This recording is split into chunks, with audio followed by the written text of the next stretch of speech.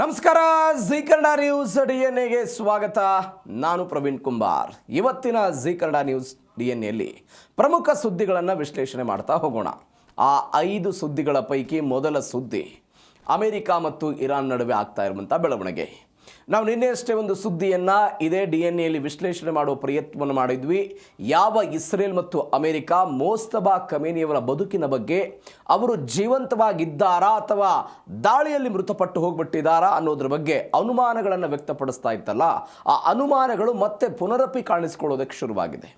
ಇದರ ಭಾಗವಾಗಿ ಇರಾನ್ನ ಅಧ್ಯಕ್ಷ ಪೆಜಿಶ್ಕಿಯಾನ್ ಅವರು ಸರ್ವೋಚ್ಚ ನಾಯಕರನ್ನು ಭೇಟಿಯಾಗಬೇಕು ಅಂತ ಬಯಸಿದಾಗಲೂ ಕೂಡ ಅವರಿಗೆ ನೇರವಾಗಿ ಭೇಟಿಯಾಗುವುದಕ್ಕೆ ಅವಕಾಶವನ್ನು ಕೊಡದೆ ಒಂದು ಕಗ್ಗತ್ತಲವಾದಂತಹ ವಾಹನದಲ್ಲಿ ಕುಳ್ಳಿರಿಸಿ ಕೇವಲ ಧ್ವನಿಯ ಮುಖಾಂತರ ಕೇಳಿಸಿಕೊಂಡು ಅವರನ್ನು ಕಾರಿನಿಂದ ಕೆಳಗೆ ಇಳಿಸಿ ಮತ್ತೊಮ್ಮೆ ಭೇಟಿಗೆ ಅವಕಾಶ ಇಲ್ಲ ಅಂತ ವಾಪಸ್ ಕಳಿಸಿದ್ದನ್ನು ನೋಡಿದ್ವಿ.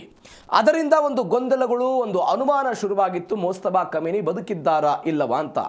ಇದು ಯಾವುದೋ ರಾಜಕೀಯ ವಿಶ್ಲೇಷಕರು ಅಥವಾ ತಾಂತ್ರಿಕ ವಿಶ್ಲೇಷಕರು ಅಥವಾ ಅಮೆರಿಕ ಇಸ್ರೇಲ್ ಮಾಡಿದಂಥ ಆರೋಪ ಅಲ್ಲ.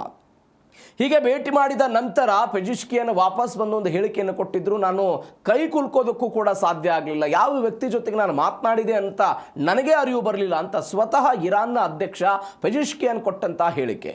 ಇದೀಗ ಒಂದು ಸುದ್ದಿ ಬರ್ತಾ ಇದೆ, ಮೋಸ್ತಬಾ ಖಮೇನಿ ಮೃತಪಟ್ಟು ಬಿಟ್ರಾ, ಅವರು ಬದುಕಿದ್ದಾರೋ ಅಥವಾ ಇಲ್ಲವೋ ಎನ್ನುವಂಥ ಅನುಮಾನಗಳೇ ಸದ್ಯಕ್ಕೆ ಇದೀಗ ಇರಾನ್ನಲ್ಲಿ ಕಾಣಿಸಿಕೊಂಡಿದೆ ಅಂತೆ. ಹಾಗಾದರೆ ಏನಾಯಿತು ಮೋಸ್ತಬಾ ಖಮೇನಿಗೆ? ಮೃತಪಟ್ಟು ಬಿಟ್ರಾ? ಇವೆಲ್ಲದರ ಜೊತೆಗೆ ಅಮೆರಿಕ ಮತ್ತು ಇರಾನ್ ನಡುವಿನ ಈ ಮಧ್ಯಪ್ರಾಚ್ಯದ ದಾಳಿ ಪ್ರತಿದಾಳಿಗಳು ಎಲ್ಲಿಗೆ ಬಂತು? ಇರಾನ್ನಲ್ಲಿ ಆಗ್ತಾ ಇರುವಂತಹ ಆಂತರಿಕ ಬೆಳವಣಿಗೆ ಏನು, ಅದಕ್ಕೆ ಅಮೆರಿಕದ ಆಂತರಿಕ ಬೆಳವಣಿಗೆಗಳೇನು? ಇದೇ ಇವತ್ತಿನ ಜಿ ಕನ್ನಡ ನ್ಯೂಸ್ ಡಿಎನ್ಎಯ ಮೊದಲ ಸುದ್ದಿ. ಮೋಸ್ತಬಾ ಖಮೇನಿ ಬದುಕಿದ್ದಾರಾ?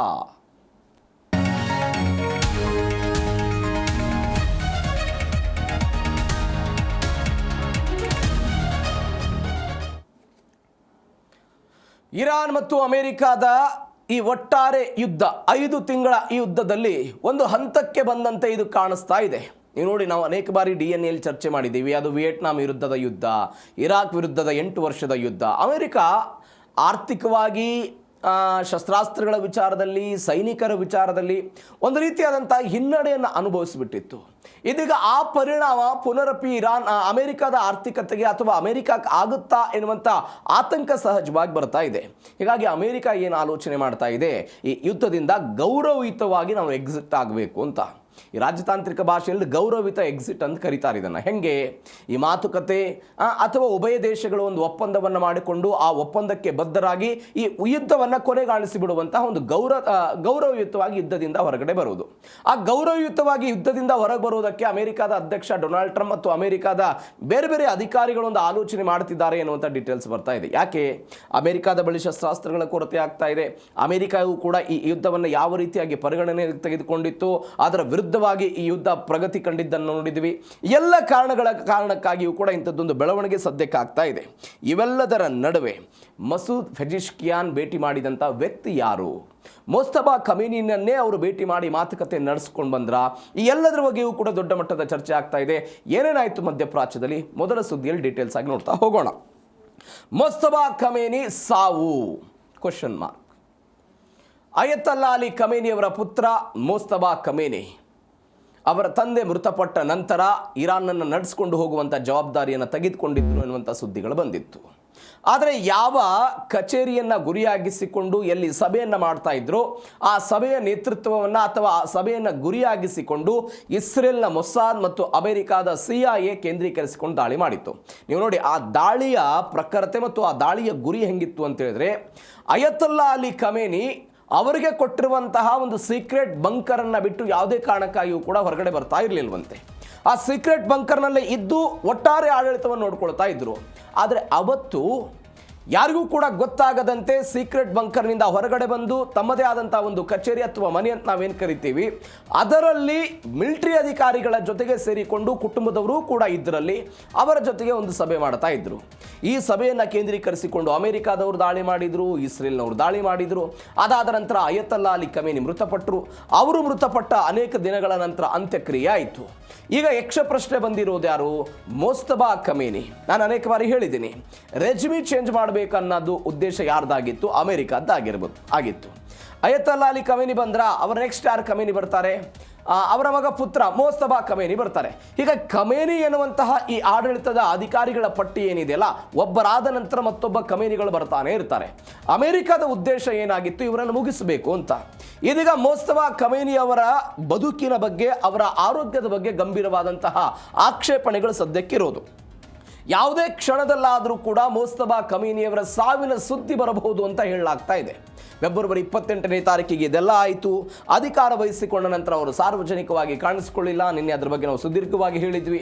ಯಾವುದೇ ಮಾತುಕತೆ, ಎಲೆಕ್ಟ್ರಾನಿಕ್ ಉಪಕರಣಗಳನ್ನು ಬಳಕೆ ಮಾಡದೇ ಮಾತುಕತೆಯ ಮುಖಾಂತರ ಇರಾನ್ ಎನ್ನುವಂಥ ಒಂದು ದೇಶ ಇಸ್ರೇಲ್ ಮತ್ತು ಅಮೆರಿಕದ ವಿರುದ್ಧ ಹೆಂಗೆ ದಾಳಿ ಮಾಡಬೇಕು, ಏನು ಮಾಡಬೇಕು, ಒಂದು ಸಲಹೆ ಕೊಡೋ ಪ್ರಯತ್ನವನ್ನು ಮಾಡ್ತಿದ್ದಾರೆ ಅಂತ ನಾವೆಲ್ಲ ಚರ್ಚೆಯನ್ನು ಮಾಡೋ ಪ್ರಯತ್ನವನ್ನು ಮಾಡಿದ್ವಿ.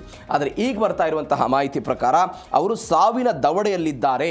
ಹೀಗಾಗಿ ಸಾವಿನ ದವಡೆಯಲ್ಲಿ ಇದ್ದಿದ್ದರ ಕಾರಣಕ್ಕಾಗಿ ಅವರನ್ನು ರಹಸ್ಯವಾಗಿ ಒಂದು ಆಸ್ಪತ್ರೆಗೆ ದಾಖಲು ಮಾಡಲಾಗಿದೆ ಎನ್ನುವಂಥ ಸುದ್ದಿಗಳು ಬರ್ತಾ ಇದೆ.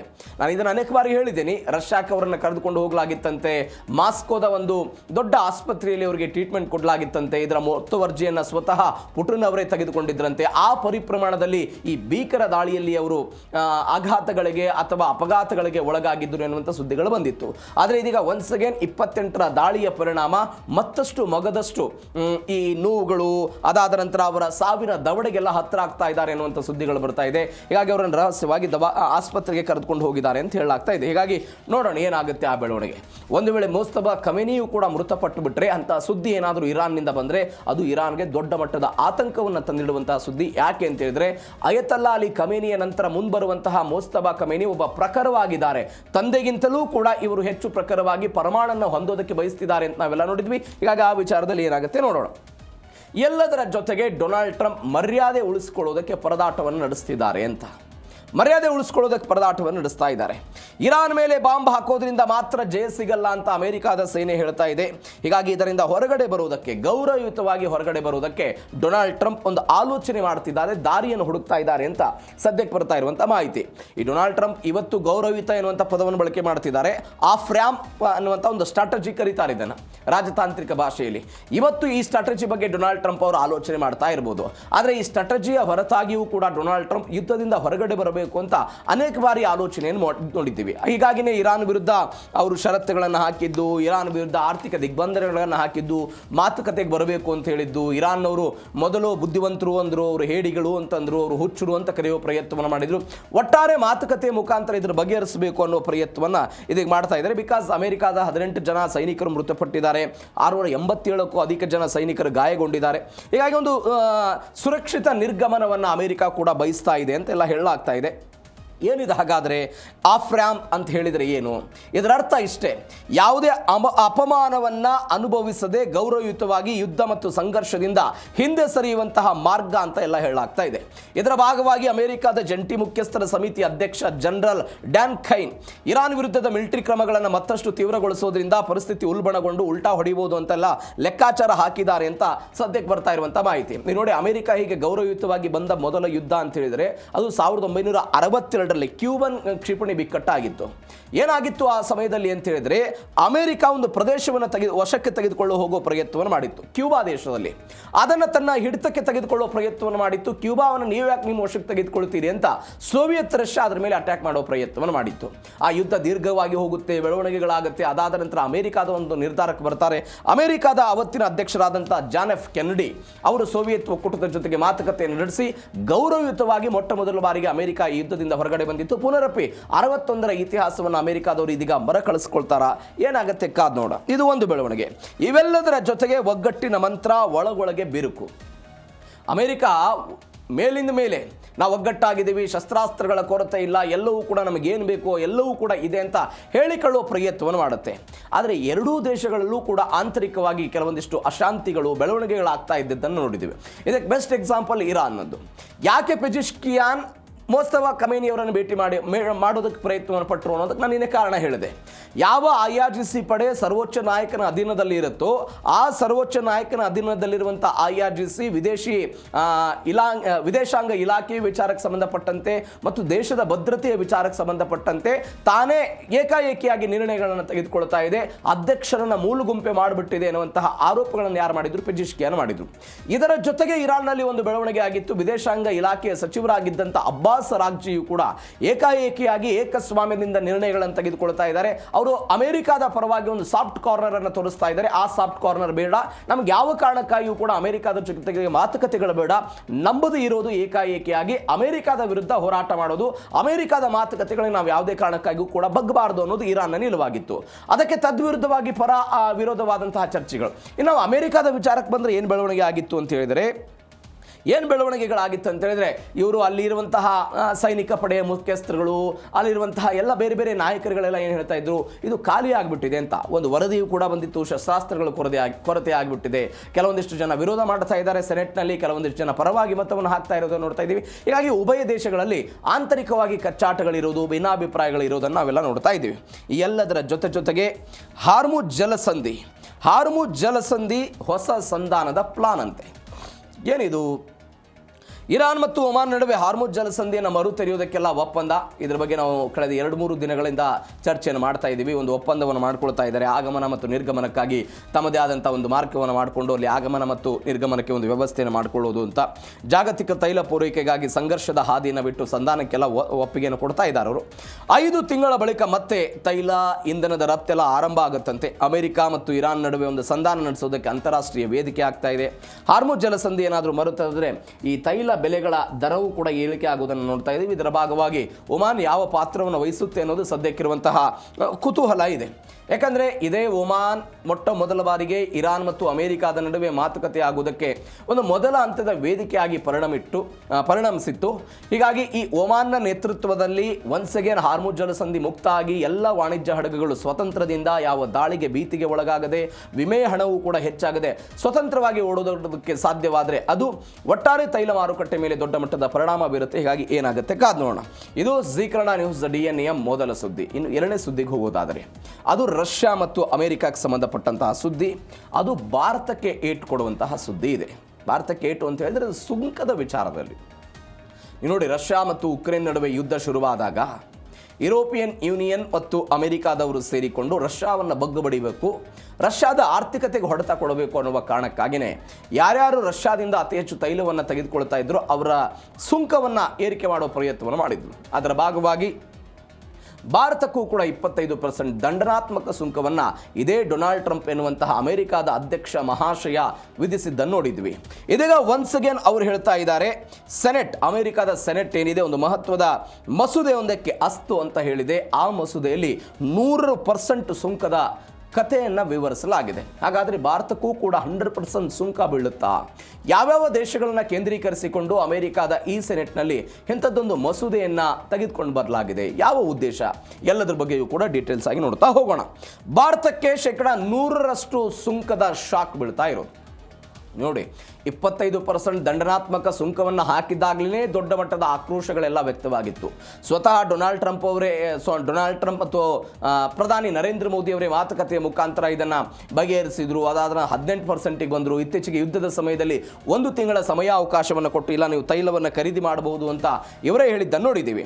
ಇದೀಗ ರಷ್ಯಾ ವಿರುದ್ಧ ಕಠಿಣ ನಿರ್ಬಂಧ ಹೇರೋದಕ್ಕೆ ಅಮೆರಿಕ ಸೆನೆಟ್ನಲ್ಲಿ ಮಸೂದೆ ಅಂಗೀಕಾರ ಆಗಿದೆ. 86-11 ಮತಗಳ ಭಾರಿ ಅಂತರದಿಂದ ಲಿಂಡ್ಸೆ ಗ್ರಹಾಂ ಎನ್ನುವಂಥ ಒಂದು ಮಸೂದೆಗೆ ಇಲ್ಲಿ ಅಸ್ತು ಅಂತ ಹೇಳಲಾಗಿದೆ. ಏನಾಯಿತು ಬೆಳವಣಿಗೆ ಅಂತ ಹೇಳಿದ್ರೆ, ಉಕ್ರೇನ್ ಮೇಲಿನ ಯುದ್ಧಕ್ಕೆ ಆರ್ಥಿಕವಾಗಿ ರಷ್ಯಾವನ್ನು ನಾವು ಅಡ್ಡಪಡಿಸಬೇಕು ಅಂತ. ನೋಡಿ, ಯುದ್ಧ ಶುರುವಾದಂತಹ ಸಮಯದಲ್ಲಿ ಅವರು ಹೇಳಿದರು, ನಿಮ್ಮ ತೈಲ ಮಾರುಕಟ್ಟೆಯಲ್ಲಿ ತೈಲ ಬೆಲೆ ಗರಿಷ್ಠವಾಗಿ ಎಷ್ಟಕ್ಕೆ ಮಾರಾಟ ಆಗಬೇಕು? $60 ಆಗಬೇಕು. ರಷ್ಯಾ ಏನು ಮಾಡೋದಕ್ಕೆ ಪ್ರಯತ್ನವನ್ನು ಪಡ್ತು, ನನ್ನ ದೇಶದ ತೈಲ ಉತ್ಪಾದನೆಯ ಮೇಲೆ ಯುರೋಪಿಯನ್ ಯೂನಿಯನ್ ಮತ್ತು ಅಮೆರಿಕಾದ ಸೇರಿಕೊಂಡು ಈ ರೀತಿಯಾಗಿ ಆರ್ಥಿಕ ದಿಗ್ಬಂಧನ ಹೇರ್ತಾ ಇದ್ದಾರೆ. ನನ್ನ ತೈಲಕ್ಕೆ ಅತಿ ಹೆಚ್ಚು ಬೆಲೆ ಸಿಗೋದಿಲ್ಲ, ಹೀಗಾಗಿ ನಾನು ಕಡಿಮೆ ದರದಲ್ಲಿ ಬೇರೆ ಬೇರೆ ದೇಶಗಳಿಗೆ ತೈಲವನ್ನು ಮಾರಾಟ ಮಾಡಬೇಕು ಅಂತ ಅತ್ಯಂತ ಕಡಿಮೆ ದರದಲ್ಲಿ ಭಾರತಕ್ಕೂ ಕೂಡ ಅವರು ತೈಲವನ್ನು ಮಾರಾಟ ಮಾಡೋದು ಶುರು ಮಾಡಿದ್ರು. ಭಾರತ ಏನೊಂದು ಮಾಡೋದಕ್ಕೆ ಶುರುವಾಯಿತು, ನೀವು ಬೇರೆ ಎಲ್ಲೋ ಹೆಚ್ಚಿನ ಬೆಲೆಯನ್ನು ಕೊಟ್ಟು ತೆಗೆದುಕೊಂಡು ಬರುವುದಕ್ಕಿಂತ ಕಡಿಮೆ ದರದಲ್ಲಿ ನಮಗೆ ರಷ್ಯಾದಿಂದ ಸಿಗುತ್ತೆ, ಆತ್ಮೀಯ ದೇಶವೂ ಕೂಡ ಹೌದು ಅನ್ನೋ ಕಾರಣಕ್ಕಾಗಿ ನಾವು ಖರೀದಿ ಮಾಡೋದಕ್ಕೆ ಶುರು ಮಾಡಿದ್ವಿ. ಹೀಗಾಗಿ ದಂಡನಾತ್ಮಕ ಸುಂಕವನ್ನು ವಿಧಿಸೋದಕ್ಕೆ ಶುರು ಮಾಡಿದ್ರು. ಇದೀಗ ಮತ್ತಷ್ಟು ಆರ್ಥಿಕ ನಿರ್ಬಂಧಗಳನ್ನು ಮುಂದುವರಿಸುವಂತಹ ಭಾಗವಾಗಿ ಲಿಂಡ್ಸೆ ಗ್ರಹಾಂ ಮತ್ತು sanctioning Russia and Iran act of 2026 ಎನ್ನುವಂಥ ಈ ದ್ವಿಪಕ್ಷೀಯ ಮಸೂದೆಗೆ ಸೆನೆಟ್ನಲ್ಲಿ ಎಲ್ಲವೂ ಕೂಡ ಬೆಂಬಲ ಎಲ್ಲ ಸಿಕ್ಕಿದೆ ಅಂತೆಲ್ಲ ಹೇಳ್ತಾ ಇದ್ದಾರೆ. 5 ದೇಶಗಳನ್ನು ಕೇಂದ್ರೀಕರಿಸಿಕೊಂಡಿದ್ದಾರೆ.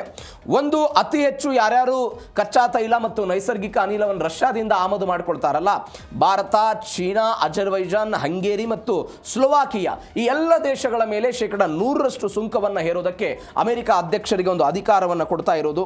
ಹಾಗಾದರೆ ರಷ್ಯಾದ ಈ ಆರ್ಥಿಕತೆಗೆ ಆಸರಿಯಾಗಿ ನಿಂತಿರುವಂತಹ ದೇಶಗಳು ಅಮೆರಿಕಾದೊಂದಿಗೆ ವ್ಯಾಪಾರ ಮಾಡಬೇಕು ಬೇಡವೋ, ಅಥವಾ ರಷ್ಯಾದಿಂದ ಅಗ್ಗವಾದ ಇಂಧನವನ್ನು ಖರೀದಿ ಮಾಡಬೇಕು ಅಥವಾ ಬೇಡೋ ಎನ್ನುವಂಥ ಆಯ್ಕೆಯನ್ನು ಇಲ್ಲಿ ಕೊಡುವಂತಹ ಒಂದು ಮಸೂದೆ ಅಂತ ಹೇಳಲಾಗುತ್ತೆ. ಈ ಮಸೂದೆಯನ್ನು ಅಲ್ಲಿ ತೆಗೆದುಕೊಂಡು ಬರೋ ಪ್ರಯತ್ನವನ್ನು ಮಾಡ್ತಾ ಇದ್ದಾರೆ. ಇದರರ್ಥ ಯಾರ್ಯಾರು ಅತಿ ಹೆಚ್ಚು ತೈಲವನ್ನು ರಷ್ಯಾದಿಂದ ತೆಗೆದುಕೊಂಡು ಬರ್ತಾರೋ ಅವರನ್ನು ಕೇಂದ್ರೀಕರಿಸಿಕೊಂಡು ಇಂಥದ್ದೊಂದು ಸುಂಕವನ್ನು ವಿಧಿಸುವಂಥ ವ್ಯವಸ್ಥೆ ಇದು. ಇದರ ಜೊತೆಗೆ ಪುಟಿನ್ ವಾರ್ ಮಷಿನ್ಗೆ ಅಮೆರಿಕ ಬ್ರೇಕ್ ಹಾಕ್ತಾ ಇದೆ. ಏನಿದು ವಾರ್ ಮಷಿನ್? ನಾನು ಅನೇಕ ಬಾರಿ ಹೇಳಿದ್ದೀನಿ, ಉಕ್ರೇನ್ ಮತ್ತು ರಷ್ಯಾದ ನಡುವೆ ಆಗ್ತಾ ಇರುವಂಥ ಬೆಳವಣಿಗೆ. ಉಕ್ರೇನ್ ಯುದ್ಧಕ್ಕೆ ರಷ್ಯಾ ಬಳಸ್ತಾ ಇರುವಂಥ ಹಣಕಾಸು ಮೂಲವನ್ನು ಕತ್ತರಿಸಬೇಕು ಅಂತ ಸಂಚು. ನೋಡಿ, ಇದೇ ಅಮೆರಿಕಾದವರು ಒಂದು ಆರೋಪವನ್ನು ಮಾಡಿದ್ರು, ಅಥವಾ ಈ ನ್ಯಾಟೋದ ಬೇರೆ ಬೇರೆ ದೇಶಗಳು ಒಂದು ಆರೋಪವನ್ನು ಮಾಡಿದ್ರು. ಭಾರತ ಸೇರಿದಂತೆ ಬೇರೆ ಬೇರೆ ದೇಶಗಳು ರಷ್ಯಾದಿಂದ ತೈಲವನ್ನು ಖರೀದಿ ಮಾಡ್ತವೆ. ಆ ಮುಖಾಂತರ ಭಾರತವೂ ಕೂಡ ಉಕ್ರೇನ್ ವಿರುದ್ಧ ರಷ್ಯಾ ಹೋರಾಟ ಮಾಡೋದಕ್ಕೆ ಸಹಾಯ ಮಾಡ್ತಾ ಇದೆ ಎನ್ನುವಂಥ ಅರ್ಥದಲ್ಲಿ ಜಾಗತಿಕವಾಗಿ ಕೆಲವೊಂದಿಷ್ಟು ವಿಶ್ಲೇಷಣೆಗಳಾಗಿತ್ತು. ಇದರರ್ಥ ನಾವು ಅವರ ವಿರುದ್ಧ ತೈಲ ದಿಗ್ಬಂಧನ ವಿಧಿಸಿದಾಗಲೂ ಕೂಡ ಭಾರತ ಅವರ ಜೊತೆಗೆ ತೈಲ ವ್ಯಾಪಾರ ಮಾಡ್ತಾ ಇದೆ. ಇದರರ್ಥ ಏನು? ಆ ತೈಲ ವ್ಯಾಪಾರದಿಂದ ಬಂದಿರುವಂತಹ ಹಣವನ್ನು ರಷ್ಯಾ ಏನು ಮಾಡುತ್ತೆ? ಉಕ್ರೇನ್ ವಿರುದ್ಧ ಯುದ್ಧವನ್ನು ಮಾಡೋದಕ್ಕೆ ಬಳಸುತ್ತೆ ಅಂತ. ಇದೀಗ ಅದಕ್ಕೆ ಕಟ್ ಮಾಡೋದಕ್ಕೆ ಇವರೆಲ್ಲ ಹೋಗ್ತಾ ಇದ್ದಾರಂತೆ. ರಷ್ಯಾ ಉಕ್ರೇನ್ ಯುದ್ಧಕ್ಕೆ ಬಳಕೆ ಮಾಡ್ತಾ ಇರುವಂಥ ಹಣಕಾಸು ಮೂಲಕ್ಕೆ ಕತ್ತರಿಗೆ ಹಾಕೋದಕ್ಕೆಲ್ಲ ಸಂಚಂತೆ ಭಾರತ, ಚೀನಾ ಇವೆಲ್ಲ ಯುದ್ಧಕ್ಕೆ ಹಣವನ್ನು ಕೊಡ್ತಾ ಇದ್ದಾರೆ ಅಂತ ರಷ್ಯಾದ ಗಣ್ಯರು, ಬ್ಯಾಂಕ್ಗಳು ಶಾಡೋ ಫ್ಲೀಟ್ ಮೇಲೆ ಕಠಿಣ ನಿರ್ಬಂಧವನ್ನು ಹೇರೋ ಪ್ರಯತ್ನವನ್ನು ಮಾಡಿದ್ದಾರೆ. ಏನಿದು ಶಾಡೋ ಫ್ಲೀಟ್ ಅಂತ ಹೇಳಿದರೆ, ಅಂತಾರಾಷ್ಟ್ರೀಯ ನಿರ್ಬಂಧಗಳು, ಪಾಶ್ಚಿಮಾತ್ಯ ದೇಶಗಳು ವಿಧಿಸಿರುವಂಥ ತೈಲ ಬೆಲೆ ಮಿತಿಯನ್ನು ತಪ್ಪಿಸೋದಕ್ಕೆ ರಷ್ಯಾ ಬಳಕೆ ಮಾಡ್ತಾ ಇರುವಂಥ ಹಳೆಯ, ವಿಮೆ ಇಲ್ಲದ ಮತ್ತು ರಹಸ್ಯವಾಗಿ ಮಾಲೀಕತ್ವವನ್ನು ಬದಲಾಯಿಸುವಂಥ 100 ಕಚ್ಚಾ ತೈಲ ಹಡಗುಗಳ ಜಾಲವೇ ಈ ಶಾಡೋ ಫ್ಲೀಟ್ ಅಂತ. ಅಂದರೆ ಜಾಗತಿಕವಾಗಿ ಅಥವಾ ಅಮೆರಿಕಕ್ಕೆ ಗೊತ್ತಾಗದಂತೆ ತನ್ನ ಹಳೆಯ ಮಾರ್ಗದ ಮುಖಾಂತರ ತೈಲವನ್ನು ರಫ್ತು ಮಾಡುವಂಥ ವ್ಯವಸ್ಥೆಯನ್ನು ರಷ್ಯಾ ಮಾಡಿಕೊಂಡಿತ್ತು. ಅವುಗಳನ್ನು ತಡಿಬೇಕು ಅನ್ನುವ ಕಾರಣಕ್ಕಾಗಿಯೂ ಕೂಡ ಇಂಥದ್ದೊಂದು ಪ್ರಮುಖವಾಗಿ ಇದನ್ನೆಲ್ಲ ಮಾಡ್ತಿದ್ದಾರೆ ಅಂತ. ರಷ್ಯಾದ ಪ್ರಮುಖ ಸರ್ಕಾರಿ ಮತ್ತು ಖಾಸಗಿ ಬ್ಯಾಂಕ್ಗಳನ್ನು ಅಮೆರಿಕದ ಹಣಕಾಸು ವ್ಯವಸ್ಥೆಯಿಂದ ಸಂಪೂರ್ಣವಾಗಿ ಹೊರಹಾಕುವ ಪ್ರಯತ್ನಗಳಾಗ್ತಾ ಇದೆ ಅಂತೆ. ಡಾಲರ್ ಮುಖಾಂತರ ಅದನ್ನು ಬಳಸಿ ವ್ಯಾಪಾರವನ್ನು ನಡೆಸೋದಕ್ಕೆ ಸಾಧ್ಯವಾಗೋದಿಲ್ಲ. ನಾನು ನಿಮ್ಗೆ ಅನೇಕ ಬಾರಿ ಹೇಳಿದ್ದೀನಿ, ಇದಕ್ಕಾಗಿಯೇ ಒಂದು ಸ್ವಿಫ್ಟ್ ಎನ್ನುವಂಥ ಅಕೌಂಟ್ ಇರುತ್ತೆ. ಈ ಸ್ವಿಫ್ಟ್ನಲ್ಲಿ ನೀವು ರಷ್ಯಾದಿಂದ ತೈಲವನ್ನು ಭಾರತಕ್ಕೆ ಖರೀದಿ ಮಾಡಿದಾಗ ಕೂಡ ನಾವು ಅವರಿಗೆ ಹಣವನ್ನು ರೂಪಿಯಲ್ಲಿ ಕನ್ವರ್ಟ್ ಮಾಡಿ ಕೊಡ್ತೀವಿ. ರೂಪಿಯಿಂದ ಅವರ ಖಾತೆಗೆ ನಾವು ಇಲ್ಲಿ ಜಮೆ ಮಾಡ್ತೀವಿ. ಅದು ರಷ್ಯಾದ ಕರೆನ್ಸಿ ಮುಖಾಂತರ ಅವರಿಗೆಲ್ಲ ಸಿಗುತ್ತೆ. ಇಂಥದ್ದೊಂದು ಸ್ವಿಫ್ಟ್ ವ್ಯವಸ್ಥೆ ಇದೆ ಅಂತ ನಾವೆಲ್ಲ ಹೇಳ್ತಾ ಇದ್ವಿ. ಆ ಸ್ವಿಫ್ಟ್ ವ್ಯವಸ್ಥೆಗೂ ಕೂಡ ಒಂದು ನಿರ್ಬಂಧಗಳನ್ನು ವಿಧಿಸುವ ಹಂತಕ್ಕೆ ಇವತ್ತು ಅಮೆರಿಕ ರಷ್ಯಾದ ವಿರುದ್ಧ ಹೋಗ್ತಾ ಇದೆ ಅಂತೆ. ಅದು ಅಲ್ಟಿಮೇಟ್ ಯಾವ್ಯಾವ ದೇಶ ಈ ದೇಶದಿಂದ ಅತಿ ಹೆಚ್ಚು ತೈಲವನ್ನು ಖರೀದಿ ಮಾಡುವ ಹಂತಕ್ಕೆ ಹೋಗುತ್ತಲ್ಲ, ಅದಕ್ಕೊಂದು ಏಟ್ ಬೀಳಬಹುದು ಎನ್ನುವಂತಹ ಲೆಕ್ಕಾಚಾರ ಆಗ್ತಾ ಇದೆ. ಹೀಗಾಗಿ ಏನಾಗುತ್ತೆ ಕಾದ್ ನೋಡ. ಇವೆಲ್ಲದರ ನಡುವೆ ತೈಲ ಬೆಲೆ ಗಗನಕ್ಕೇರುತ್ತೆ ಎನ್ನುವಂಥ ವಿಚಾರ. ಒಂದು ವೇಳೆ ಎಲ್ಲ ಪ್ರಕ್ರಿಯೆಗಳು ಮುಂದುವರೆದು ಎಲ್ಲ ಬೆಳವಣಿಗೆಗಳಾದರೆ ಇದೆಲ್ಲವೂ ನಿಲ್ಲದೇ ಇದ್ದರೆ ಗಗನಕ್ಕೇರುತ್ತೆ ತೈಲ ಬೆಲೆ. ಹೆಂಗೆ ಅದು? 15% ಹೆಚ್ಚು ರಷ್ಯಾ ತೈಲ ಅವಲಂಬಿತ ದೇಶಗಳ ಮೇಲೆ ಅಮೆರಿಕ ಕೆಂಗಣ್ಣನ್ನಿಟ್ಟಿದೆ. ಯಾವ್ಯಾವ ದೇಶಗಳು 15%ಗಿಂತ ಹೆಚ್ಚು ತೈಲವನ್ನು ಖರೀದಿ ಮಾಡ್ತಾರಲ್ಲ ಅವ್ರ ಮೇಲೆ. ಭಾರತ, ಚೀನಾ, ರಷ್ಯಾ ತೈಲ ಖರೀದಿಸುವುದನ್ನು ನಿಲ್ಲಿಸಿಬಿಟ್ರೆ ಜಾಗತಿಕವಾಗಿ ತೈಲ ಬೆಲೆ ಏರಿಕೆ ಆಗುತ್ತೆ. ಅಮೆರಿಕನ್ನರ ಮೇಲೂ ಕೂಡ ದೊಡ್ಡ ಮಟ್ಟದ ಹೊರೆಯಾಗುತ್ತೆ ಎನ್ನುವಂಥ ವಿಚಾರಗಳು ಬರ್ತಾ ಇರುತ್ತೆ. ನೋಡಿ, 15% ವಿನಾಯಿತಿ ಕೊಟ್ಟಿದ್ದಾರೆ ಅವರು. ಯಾರ್ಯಾರಿಗೆ ವಿನಾಯಿತಿ? ಯಾವ ದೇಶ ತನ್ನ ಒಟ್ಟು ಇಂಧನದ ಬಳಕೆಯಲ್ಲಿ 15% ಕಡಿಮೆ ಪ್ರಮಾಣವನ್ನು ಮಾತ್ರ ರಷ್ಯಾದಿಂದ ಆಮದು ಮಾಡಿಕೊಳ್ಳುತ್ತೋ ಆ ದೇಶಗಳಿಗೆ ಈ 100% ಕಠಿಣ ಸುಂಕ ಅನ್ನುವಂಥ ವ್ಯವಸ್ಥೆ ಮತ್ತು ಮಸೂದೆ ಅಂತಂದಿದ್ದಾರಲ್ಲ, ಅದರಿಂದ ವಿನಾಯಿತಿ ಕೊಡಲಾಗಿದೆ. ಈ ವಿನಾಯಿತಿ ಸಿಗಬೇಕಾದರೂ ಕೂಡ ಆ ದೇಶಗಳು ರಷ್ಯಾದ ಮೇಲಿನ ತನ್ನ ಅವಲಂಬನೆಯನ್ನು ಹಂತ ಹಂತವಾಗಿ ಸಂಪೂರ್ಣವಾಗಿ ಕಡಿಮೆ ಮಾಡೋದಕ್ಕೆ ಒಂದು ಸೂಕ್ತ ಕ್ರಮಗಳನ್ನು ಕೈಗೊಳ್ತಾ ಇರಬೇಕು ಅಂತ. ಆದರೆ ಯಾವ ದೇಶ 15% ಹೆಚ್ಚು ಆಮದನ್ನು ಮಾಡಿಕೊಳ್ತಾವಲ್ಲ ಅವುಗಳ ವಿರುದ್ಧ 100% ಸುಂಕವನ್ನು ಹಾಕೋದು. ಅದು ಭಾರತ, ಚೀನಾ, ಅಜರ್ಬೈಜಾನ್, ಹಂಗೇರಿ ಮತ್ತು ಸ್ಲೋವಾಕಿಯಾ ಈ ಎಲ್ಲ ದೇಶಗಳು 15% ಹೆಚ್ಚು % ಅವರೆಲ್ಲ ತೆಗೆದುಕೊಂಡು ಬಂದಿದ್ದಾರೆ. ಇದರ ಜೊತೆಗೆ ಅಮೆರಿಕಾದವರು ನೋಡಿ ಒಂದು ರಾಜತಾಂತ್ರಿಕ ತಂತ್ರವನ್ನು ರೂಪಿಸಿದ್ದಾರೆ ಅಂತ ವಿಶ್ಲೇಷಣೆ. ಹೆಂಗದು? ರಷ್ಯಾದ ತೈಲ ಆದಾಯವನ್ನು ಸಂಪೂರ್ಣವಾಗಿ ಮುಚ್ಚಿ ಹಾಕುವ ಮುಖಾಂತರ ಉಕ್ರೇನ್ ವಿರುದ್ಧದ ಯುದ್ಧಕ್ಕೆ ಅದಕ್ಕೆ ಹಣ ಇಲ್ಲದಂತೆ ಮಾಡೋದು ಅಮೆರಿಕದ ಒಂದು ತಂತ್ರ. ನಾನು ಆವಾಗಲೇ ನೋಡಿದ್ವಿ. ಆದರೆ ಅಮೆರಿಕ ಮತ್ತು ವರ್ಸಸ್ ರಷ್ಯಾ, ನಾನು ಅನೇಕ ಬಾರಿ ಹೇಳಿದ್ದೇನೆ, ಅಮೆರಿಕ ಇವತ್ತು ಜಗತ್ತಿನಲ್ಲಿ ಅತಿ ಹೆಚ್ಚು ತೈಲವನ್ನು ಉತ್ಪಾದನೆ ಮಾಡುವಂಥ ದೇಶ. ಅಮೆರಿಕದ ಆಲೋಚನೆ ಏನು, ನನ್ನ ದೇಶದಿಂದ ತೈಲ ಖರೀದಿ ಆಗಬೇಕು ಅನ್ನುವಂಥದ್ದು ಒಂದು, ಮತ್ತು ಅಮೆರಿಕದ ಕರೆನ್ಸಿಯ ಮುಖಾಂತರ ಎಲ್ಲ ವ್ಯಾಪಾರ ವಹಿವಾಟುಗಳು ಆಗಬೇಕು ಎನ್ನುವಂಥ ಆಲೋಚನೆಯಲ್ಲಿ ಇವತ್ತು ಅಮೆರಿಕದವರಿದೆ. ಹೀಗಾಗಿ ಅಮೆರಿಕ ಏನು ಹೇಳ್ತಾ ಇದೆ, ಒಂದು ನೀವು ವ್ಯಾಪಾರವನ್ನು ನಡೆಸ್ತೀರಾ ಅದು ಅಮೆರಿಕದ ಜೊತೆಗೆ ನಡೆಸಿ, ಆದರೆ ನನ್ನ ವಿರೋಧಿ ದೇಶವಾಗಿರುವಂಥ ರಷ್ಯಾದ ಜೊತೆಗೆ ನೀವು ಯಾವುದೇ ಕಾರಣಕ್ಕಾಗಿಯೂ ಕೂಡ ವ್ಯಾಪಾರ ವಹಿವಾಟವನ್ನು ನಡೆಸಬಾರದು ಅನ್ನುವಂಥ ಒಂದು ಸಂದೇಶವನ್ನು ಕೊಡುವ ಪ್ರಯತ್ನವನ್ನು ಮಾಡಿದ್ದಾರೆ. ಎಲ್ಲದರ ಜೊತೆಗೆ ಇದೀಗ ಸೆನೆಟ್ನಲ್ಲಿ ಪಾಸ್ ಆಗಿದೆ. ಆಗಸ್ಟ್ 31ನೇ ತಾರೀಕಿಗೆ ಅಮೆರಿಕದ ಪ್ರತಿನಿಧಿಗಳು, ಹೌಸ್ ಆಫ್ ರಿಪ್ರೆಸೆಂಟೇಟಿವ್ಸ್ ಅಂತ ಏನು ಕರೀತಾರೆ, ಅವರ ಬಳಿಗೆ ಹೋಗುತ್ತೆ. ಅಲ್ಲಿ ಅಂಗೀಕಾರ ಆದರೆ ಮಾತ್ರ ಇದೆಲ್ಲ ಕಾನೂನು ಮೇಲೆ ಅಂದರೆ ಕಾನೂನಾಗಿ ಹೊರಗಡೆ ಬರುತ್ತೆ ಅನ್ನುವಂಥ ಲೆಕ್ಕಾಚಾರಗಳಿದೆ. ಹೀಗಾಗಿ ಏನಾಗುತ್ತೆ 31ನೇ ತಾರೀಕಿಗೆ ನೋಡೋಣ. ಎಲ್ಲದರ ನಡುವೆ ಪರಮಾಣು ನೀತಿಯಲ್ಲೂ ಕೂಡ ಬದಲಾವಣೆ ಮಾಡಿಕೊಳ್ಳುವುದಕ್ಕೆ ಅಮೆರಿಕ ಮುಂದಾಗ್ತಾ ಇದೆ. ಅಮೆರಿಕದ ಕಾರಣಕ್ಕಾಗಿ ಯಾವ ಜಪಾನ್ ಎನ್ನುವಂತಹ ದೇಶ ಶಾಂತಿಯನ್ನು ಬಯಸಿ ಇಷ್ಟು ದಿನಗಳ ಕಾಲ ಈ ಪರಮಾಣು ಶಸ್ತ್ರಾಸ್ತ್ರಗಳು ಎನ್ನುವಂಥ ವಿಚಾರದಿಂದಲೇ ಸಂಪೂರ್ಣವಾಗಿ ದೂರ ಇದ್ದುಬಿಟ್ಟಿತ್ತು, ಇವತ್ತು ಆ ದೇಶವೂ ಕೂಡ ಪರಮಾಣು ವಿಚಾರಕ್ಕೆ ಕೈ ಹಾಕ್ತಾ ಇದ್ದದ್ದನ್ನು ನೋಡಿದ್ವಿ, ಶಸ್ತ್ರಾಸ್ತ್ರಗಳನ್ನು ಖರೀದಿ ಮಾಡ್ತಾ ಇದ್ದದ್ದನ್ನು ಅವೆಲ್ಲ ನೋಡಿದ್ವಿ. ಇದೀಗ ಸ್ವತಃ ಅಮೆರಿಕವೂ ಕೂಡ ಪರಮಾಣು ನೀತಿಯಲ್ಲಿ ಬದಲಾವಣೆಗೆ ಮುಂದಾಗ್ತಾ ಇದೆ. ರಷ್ಯಾ ಮತ್ತು ಚೀನಾ ಉದ್ದಟತನಕ್ಕೆ ಅಮೆರಿಕ ಒಂದು ಹೊಸ ಪರಮಾಣು ರಣತಂತ್ರವನ್ನು ಹೆಣೆದಿದೆ. ದೊಡ್ಡ ಪರಮಾಣು ಬಾಂಬ್ಗಳ ಬದಲಿಗೆ ಟ್ಯಾಕ್ಟಿಕಲ್ ಬಾಂಬ್ಗಳ ಬಳಕೆಗೆಲ್ಲ ಒತ್ತಡವನ್ನು ಕೊಡ್ತಾ ಇದ್ದಾರೆ, ಒತ್ತಾಯವನ್ನು ಕೊಡ್ತಾ ಇದ್ದಾರೆ ಎನ್ನುವಂಥ ಸುದ್ದಿಗಳು ಬರ್ತಾ ಇದೆ. ಏನಿದು ಬೆಳವಣಿಗೆ? ಕಡಿಮೆ ಸಾಮರ್ಥ್ಯ ಇರುವಂತಹ ಇವುಗಳನ್ನು ತೆಗೆದುಕೊಂಡು ಇಡೀ ನಗರಗಳನ್ನೇ ಧ್ವಂಸ ಮಾಡಬೇಕು ಎನ್ನುವಂಥ ಆಲೋಚನೆ. ಇವನು 1945ರ ಎರಡನೇ ಮಹಾಯುದ್ಧದ ನಂತರ ಹಿರೋಶಿಮಾ ಮತ್ತು ನಾಗಾಸಾಕಿಯ ಮೇಲೆ ಇದೇ ಅಮೆರಿಕ ಏನು ಪರಮಾಣು ಬಾಂಬ್ಗಳ ದಾಳಿಯನ್ನು ಮಾಡಿತು, ಲಕ್ಷಾಂತರ ಜನ ಘಟನೆಯಲ್ಲಿ ಏನು ಮೃತಪಟ್ಟರು. ಅದಾದ ನಂತರ ಈ ಪರಮಾಣು ವಿಚಾರಕ್ಕೆ ಸಂಬಂಧಪಟ್ಟಂತೆ 1978ರ ಆಸುಪಾಸಿಗೆ ಒಂದು ಒಪ್ಪಂದವೂ ಕೂಡ ಇತ್ತು. ಯಾವ ದೇಶ ಇಲ್ಲಿಯ ತನಕವೂ ಕೂಡ ಪರಮಾಣನ್ನು ಹೊಂದಿದೆಯೋ ಅದನ್ನು ಹೊರತುಪಡಿಸಿ ಯಾರೂ ಕೂಡ ಪರಮಾಣನ್ನು ಹೊಂದೋದಕ್ಕೆ ಕಾನೂನಾತ್ಮಕವಾಗಿ ಅವಕಾಶ ಇಲ್ಲ ಅಂತ. ಅದಕ್ಕೆ ಕೆಲವೊಂದಿಷ್ಟು ದೇಶಗಳು ಸೈನ್ ಹಾಕಿದ್ದನ್ನು ಕೂಡ ನೋಡಿದ್ದೀವಿ. ಆ ಸೈನ್ ಹಾಕಿದ ನಂತರ ಅದರಿಂದ ಆ ಒಪ್ಪಂದದಿಂದ ಹೊರಗಡೆ ಬಂದದ್ದು. ಉದಾಹರಣೆಗೆ ಉತ್ತರ ಕೊರಿಯಾದಂಥ ಒಂದು ದೇಶ ಸೈನ್ ಹಾಕಿ ಅದಾದ ನಂತರ ಹೊರಗಡೆ ಬಂದಿದ್ದನ್ನು ಕೂಡ ನೋಡಿದ್ದೀವಿ. ಇರಾನ್ ಎನ್ನುವಂಥ ಒಂದು ದೇಶ ಅದು ಕೂಡ ಇವತ್ತು ತಯಾರು ಮಾಡ್ತಾ ಇದ್ದದ್ದನ್ನು ನೋಡಿದ್ದೀವಿ. ಭಾರತ ಅವತ್ತು ಆ ಒಪ್ಪಂದದಿಂದ ಹೊರಗಡೆ ಇತ್ತು, ಬಿಕಾಸ್ ನಾವು ಶಾಂತಿಯ ಕಾರಣಕ್ಕಾಗಿ ಇದನ್ನು ತಯಾರು ಮಾಡ್ಕೊಳ್ತೀವಿ ಅಂತ. ಹೀಗಾಗಿ ಒಂದು ಮಿತ್ರ ರಾಷ್ಟ್ರಗಳು ಮತ್ತು ಇವತ್ತು ರಷ್ಯಾ ಮತ್ತು ಉಕ್ರೇನ್ ನಡುವೆ ಯುದ್ಧ ಆಗ್ತಾ ಇದೆ, ಅಮೆರಿಕ ಇರಾನ್ ನಡುವೆ ಯುದ್ಧ ಆಗ್ತಾ ಇದೆ. ನಾಳೆ ಮಧ್ಯಪ್ರಾಚ್ಯದಲ್ಲಿ ಏನಾಗಬಹುದು ಎನ್ನುವಂಥ ದೊಡ್ಡ ಮಟ್ಟದ ಆತಂಕ ಇದೆ. ಈಗ ಒಟ್ಟಾರೆ ಮಧ್ಯಪ್ರಾಚ್ಯದ ದೇಶಗಳನ್ನು ನೀವು ತೆಗೆದುಕೊಂಡ್ರೆ ಪಾಕಿಸ್ತಾನದ ಬಳಿ ಮಾತ್ರ ಪರಮಾಣು ಬಾಂಬ್ ಇರೋದನ್ನು ನೋಡ್ತಾ ಇದ್ದೀವಿ. ಹೀಗಾಗಿ ಎಲ್ಲ ಮಧ್ಯಪ್ರಾಚ್ಯದ ದೇಶಗಳು ಯಾರ ಮೇಲೆ ಡಿಪೆಂಡೆನ್ಸಿ ಇರೋದು? ಒಂದು ವೇಳೆ ನಾಳೆ ಅವರು ಇಸ್ಲಾಮಿಕ್ ಕಂಟ್ರಿ ಮೇಲೆ ಏನಾದರೂ ಹೆಚ್ಚು ಕಡಿಮೆ ಆಗಿಬಿಟ್ರೆ ಪರಮಾಣು ವಿಚಾರಕ್ಕೆ ಸಂಬಂಧಪಟ್ಟಂತೆ ಪಾಕಿಸ್ತಾನದ ಮೇಲೆ ಡಿಪೆಂಡೆನ್ಸಿ ಆಗೋ ಪ್ರಯತ್ನವನ್ನು ಮಾಡ್ತಾರೆ. ಹೀಗಾಗಿ ಅಮೆರಿಕ ಒಂದು ಆಲೋಚನೆಗೆ ಬರ್ತಾ ಇದೆ. ಅದು ಯಾವುದು ಅಂತ ಹೇಳಿದ್ರೆ ಟ್ಯಾಕ್ಟಿಕಲ್ ಪರಮಾಣು ಬಾಂಬ್ಗಳನ್ನು ಬಳಕೆ ಮಾಡುವಂಥ ಹಂತಕ್ಕೆ ಅವರೊಂದು ಪ್ರೋತ್ಸಾಹ ಕೊಡುವಂಥ ವಿಚಾರಕ್ಕೆ ಸಂಬಂಧಪಟ್ಟಂತೆ ಅದು ಮಾಡ್ತಾ ಇದ್ದಾರೆ. ಹಾಗಾದರೆ ಈಗ ಕೊನೆಯದಾಗಿ ಏನಿದು ಟ್ಯಾಕ್ಟಿಕಲ್ ಪರಮಾಣು ಬಾಂಬ್ ಅಂತ ಈ ಪ್ರಶ್ನೆಗೆ ಉತ್ತರ ಬೇಕು. ಹೌದು, ಅಮೆರಿಕ ಇದಕ್ಕೆ ಒಂದು ಬೆಳವಣಿಗೆಗೆ ಮುಂದಾಗ್ತಾ ಇದೆ, ಇದನ್ನು ಬಳಕೆ ಇತ್ಯಾದಿ ಅಂತ. ಏನಿದು? ಹಿರೋಶಿಮಾ ಮತ್ತು ನಾಗಾಸಾಕಿ ಆಯ್ತಲ್ಲ, ಆ ಬಾಂಬ್ಗಿಂತಲೂ ಕೂಡ ಕಡಿಮೆ ತೀವ್ರತೆಯ ಸ್ಫೋಟಕಗಳಿರುತ್ತೆ. ಇಡೀ ನಗರಗಳನ್ನೇ ಧ್ವಂಸ ಮಾಡುವಲ್ಲಂತಹ ಒಂದು ದೈತ್ಯತರನಾದಂಥ ಪರಮಾಣು ಬಾಂಬ್ಗಳಲ್ಲ ಇದು. ಯುದ್ಧ ಭೂಮಿಯಲ್ಲಿ ಎದುರಾಳಿ ಸೇನೆಯ ನಿರ್ದಿಷ್ಟ ಪ್ರದೇಶಗಳು, ನಿರ್ದಿಷ್ಟ ನೆಲೆಗಳು, ಬಂಕರ್ಗಳು, ಕಮಾಂಡ್ ಸೆಂಟರ್ಗಳನ್ನು ಮಾತ್ರ ಧ್ವಂಸಗೊಳಿಸಬಲ್ಲಂತಹ ಶಕ್ತಿ ಸಾಮರ್ಥ್ಯವನ್ನು ಇದೆಲ್ಲ ಹೊಂದಿರುತ್ತೆ. ಸೀಮಿತವಾದಂಥ ವಿನಾಶ ಪ್ರಕ್ರಿಯೆಯನ್ನು ಹೊಂದಿರುತ್ತೆ. ಇದು ವಿನಾಶಕಾರಿ ಸಾಮರ್ಥ್ಯ 1 ಕಿಲೋ ಟನ್ನಿಂದ 50 ಕಿಲೋ ಟನ್ ತನಕ ಇರುತ್ತೆ. ಆದರೆ ನೀವು ಅದನ್ನೇ ಹಿರೋಶಿಮಾಗೆ ಕಂಪೇರ್ ಮಾಡಿದರೆ 15 ಕಿಲೋ ಟನ್ ಸಾಮರ್ಥ್ಯ ಆಗಿತ್ತು. ಹೀಗಾಗಿ ಅದು ಇಲ್ಲಿ ಸ್ವಲ್ಪ ಕಡಿಮೆ ಇರುತ್ತೆ ಅಂತೆಲ್ಲ ಹೇಳ್ತಾ ಇದ್ದಾರೆ. ದೊಡ್ಡ ಬಾಂಬ್ಗಳ ಬದಲು ಇವುಗಳಿಗೆ ಒತ್ತಿ ಹಾಕ್ಕೊಡ್ತಾ ಇದ್ದಾರೆ. ಯುದ್ಧ ಭೂಮಿಯಲ್ಲಿ ಬಳಸೋದಕ್ಕೆ ಇವು ಅತ್ಯಂತ ಸುಲಭ ಅಂತ ಹೇಳಲಾಗ್ತಾ ಇದೆ. ದೊಡ್ಡ ಪರಮಾಣು ಬಾಂಬ್ಗಳನ್ನು ಬಳಸಿದರೆ ಜಾಗತಿಕವಾಗಿ ವಿನಾಶ ಆಗುತ್ತೆ. ಆದರೆ ಟ್ಯಾಕ್ಟಿಕಲ್ ಬಾಂಬ್ಗಳನ್ನು ಯುದ್ಧದ ಗತಿಯನ್ನು ತಮಗೆ ಬಂದಂತೆ ತಿರುಗಿಸಬಲ್ಲಂಥ ಶಕ್ತಿ ಸಾಮರ್ಥ್ಯ, ಕ್ಷಿಪಣಿಗಳು, ಪಿರಂಗಿಗಳ ಮುಖಾಂತರ ಇವುಗಳನ್ನು ಉಡಾಯಿಸಬಹುದು ಅಂತ ಶತ್ರುಗಳಿಗೆ ಒಂದು ಕಠಿಣ ಎಚ್ಚರಿಕೆ ಕೊಡೋ ಪ್ರಯತ್ನವನ್ನು ಮಾಡ್ತಿದ್ದಾರೆ. ಅಂದರೆ ಪರಮಾಣು ಶಕ್ತಿಯ ಭೀತಿಯನ್ನು ಹುಟ್ಟಿಸೋದಕ್ಕೆ, ದೊಡ್ಡ ಮಟ್ಟದ ಜಾಗತಿಕ ಪರಮಾಣು ಯುದ್ಧಕ್ಕೆ ಪ್ರಚೋದನೆಯನ್ನು ಕೊಡದೆ ಯುದ್ಧವನ್ನು ಗೆಲ್ಲೋದಕ್ಕೆ ಏನು ಸೀಮಿತ ಅಸ್ತ್ರ ಬೇಕು ಅದನ್ನು ತಮ್ಮ ಬಳಿ ಇಟ್ಕೊಂಡು ಈ ರೀತಿಯಾಗಿ ಮಾಡಬಹುದು ಎನ್ನುವಂಥ ಆಲೋಚನೆ ಬಂತು. ಎಲ್ಲದರ ಜೊತೆಗೆ ರಷ್ಯಾದ ಒಂದು ಹೊಸ ನೀತಿ ಅಂತೆ. ಏನದು? ಉಕ್ರೇನ್ ವಿರುದ್ಧದ ಯುದ್ಧದಲ್ಲಿ ಪಾಶ್ಚಿಮಾತ್ಯ ದೇಶಗಳು ಮತ್ತು ಅಮೆರಿಕದ ಹಸ್ತಕ್ಷೇಪವನ್ನು ತಡೆಯುವುದಕ್ಕೆ ರಷ್ಯಾದ ಅಧ್ಯಕ್ಷ ಪುಟಿನ್ ಏನು ಮಾಡಿದ್ರು, ಹಲವು ಬಾರಿ ತಮ್ಮ ಬಳಿ ಇರುವಂತಹ ಟ್ಯಾಕ್ಟಿಕಲ್ ಪರಮಾಣು ಪಡೆಗಳನ್ನು ಸನ್ನದ್ಧ ಸ್ಥಿತಿಯಲ್ಲಿ ಇಡಬೇಕು ಅಂತ ಒಂದು ಆದೇಶ ಹೊರಡಿಸುವ ಪ್ರಯತ್ನವನ್ನು ಮಾಡಿದರು. ಈಗ ನೋಡಿ, ನೀವು ಉಕ್ರೇನ್ನ ಕಾರಣಕ್ಕಾಗಿ ಅಮೆರಿಕ ಮತ್ತು ಪಾಶ್ಚಿಮಾತ್ಯ ದೇಶಗಳೆಲ್ಲರೂ ಕೂಡ ಒಟ್ಟಾಗಿ ರಷ್ಯಾದ ವಿರುದ್ಧ ಬಂದರೆ ರಷ್ಯಾ ಅದನ್ನು ಹೇಗೆ ತೆಗೆದುಕೊಳ್ಳುತ್ತೆ, ಆ ಕಾರಣಕ್ಕಾಗಿ ಪುಟಿನ್ ಅವರೊಂದು ಆಲೋಚನೆ ಮಾಡಿದರು. ನಮ್ಮ ಬಳಿ ಇರುವಂಥ ಟ್ಯಾಕ್ಟಿಕಲ್ ಪರಮಾಣು ತಡೆ ಏನಿದೆ ಆ ಎಲ್ಲವನ್ನೂ ಕೂಡ ಸಂಪೂರ್ಣ ಸಿದ್ಧ ಸ್ಥಿತಿಯಲ್ಲಿ ಇಟ್ಕೊಳ್ಬೇಕು ಅನ್ನುವಂಥ ಸಲಹೆ ಸೂಚನೆಗಳನ್ನು ಕೊಡುವ ಪ್ರಯತ್ನವನ್ನು ಮಾಡಿದರು. ಎಲ್ಲವೂ ಕೂಡ ಅಮೆರಿಕಾದ ಆದೇಶದ ಭಾಗವಾಗಿ ಅಂತಲೂ ಕೂಡ ಹೇಳಲಾಗ್ತಾ ಇದೆ. ಇದರ ಭಾಗವಾಗಿ ಜಾಗತಿಕವಾಗಿ ಕೆಲವೊಂದಿಷ್ಟು ರಕ್ಷಣಾ ತಜ್ಞರೇನಿದ್ದಾರೆ ಅವರೊಂದು ಆತಂಕವನ್ನು ವ್ಯಕ್ತಪಡಿಸುವ ಪ್ರಯತ್ನವನ್ನು ಮಾಡಿದ್ದಾರೆ. ಅದು ಯಾವುದೇ ಟ್ಯಾಕ್ಟಿಕಲ್ ಬಾಂಬನ್ನು ನೀವು ಬಳಕೆ ಮಾಡಿದರೂ ಕೂಡ ಪ್ರತಿಯಾಗಿ ಎದುರಾಳಿ ದೇಶ ದೊಡ್ಡ ಪರಮಾಣು ಬಾಂಬನ್ನು ಬಳಸುವಂತಹ ಸಾಧ್ಯತೆ ಇರುತ್ತೆ. ಇದು ದೊಡ್ಡ ಮಟ್ಟದ ಆತಂಕವನ್ನು ಸೃಷ್ಟಿ ಮಾಡಬಹುದು ಎನ್ನುವಂಥ ವಿಚಾರಕ್ಕೆ ಸಂಬಂಧಪಟ್ಟಂತೆ ಆತಂಕಗಳು ಸದ್ಯಕ್ಕಿದೆ.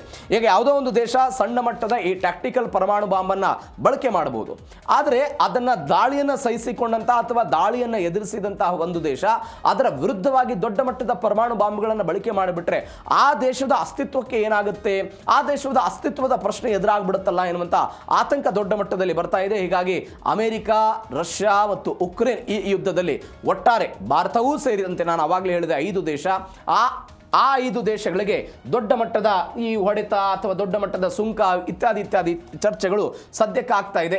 ಹೀಗಾಗಿ ಏನು ಬೆಳವಣಿಗೆ ಆಗುತ್ತೆ ಕಾದ್ ನೋಡ.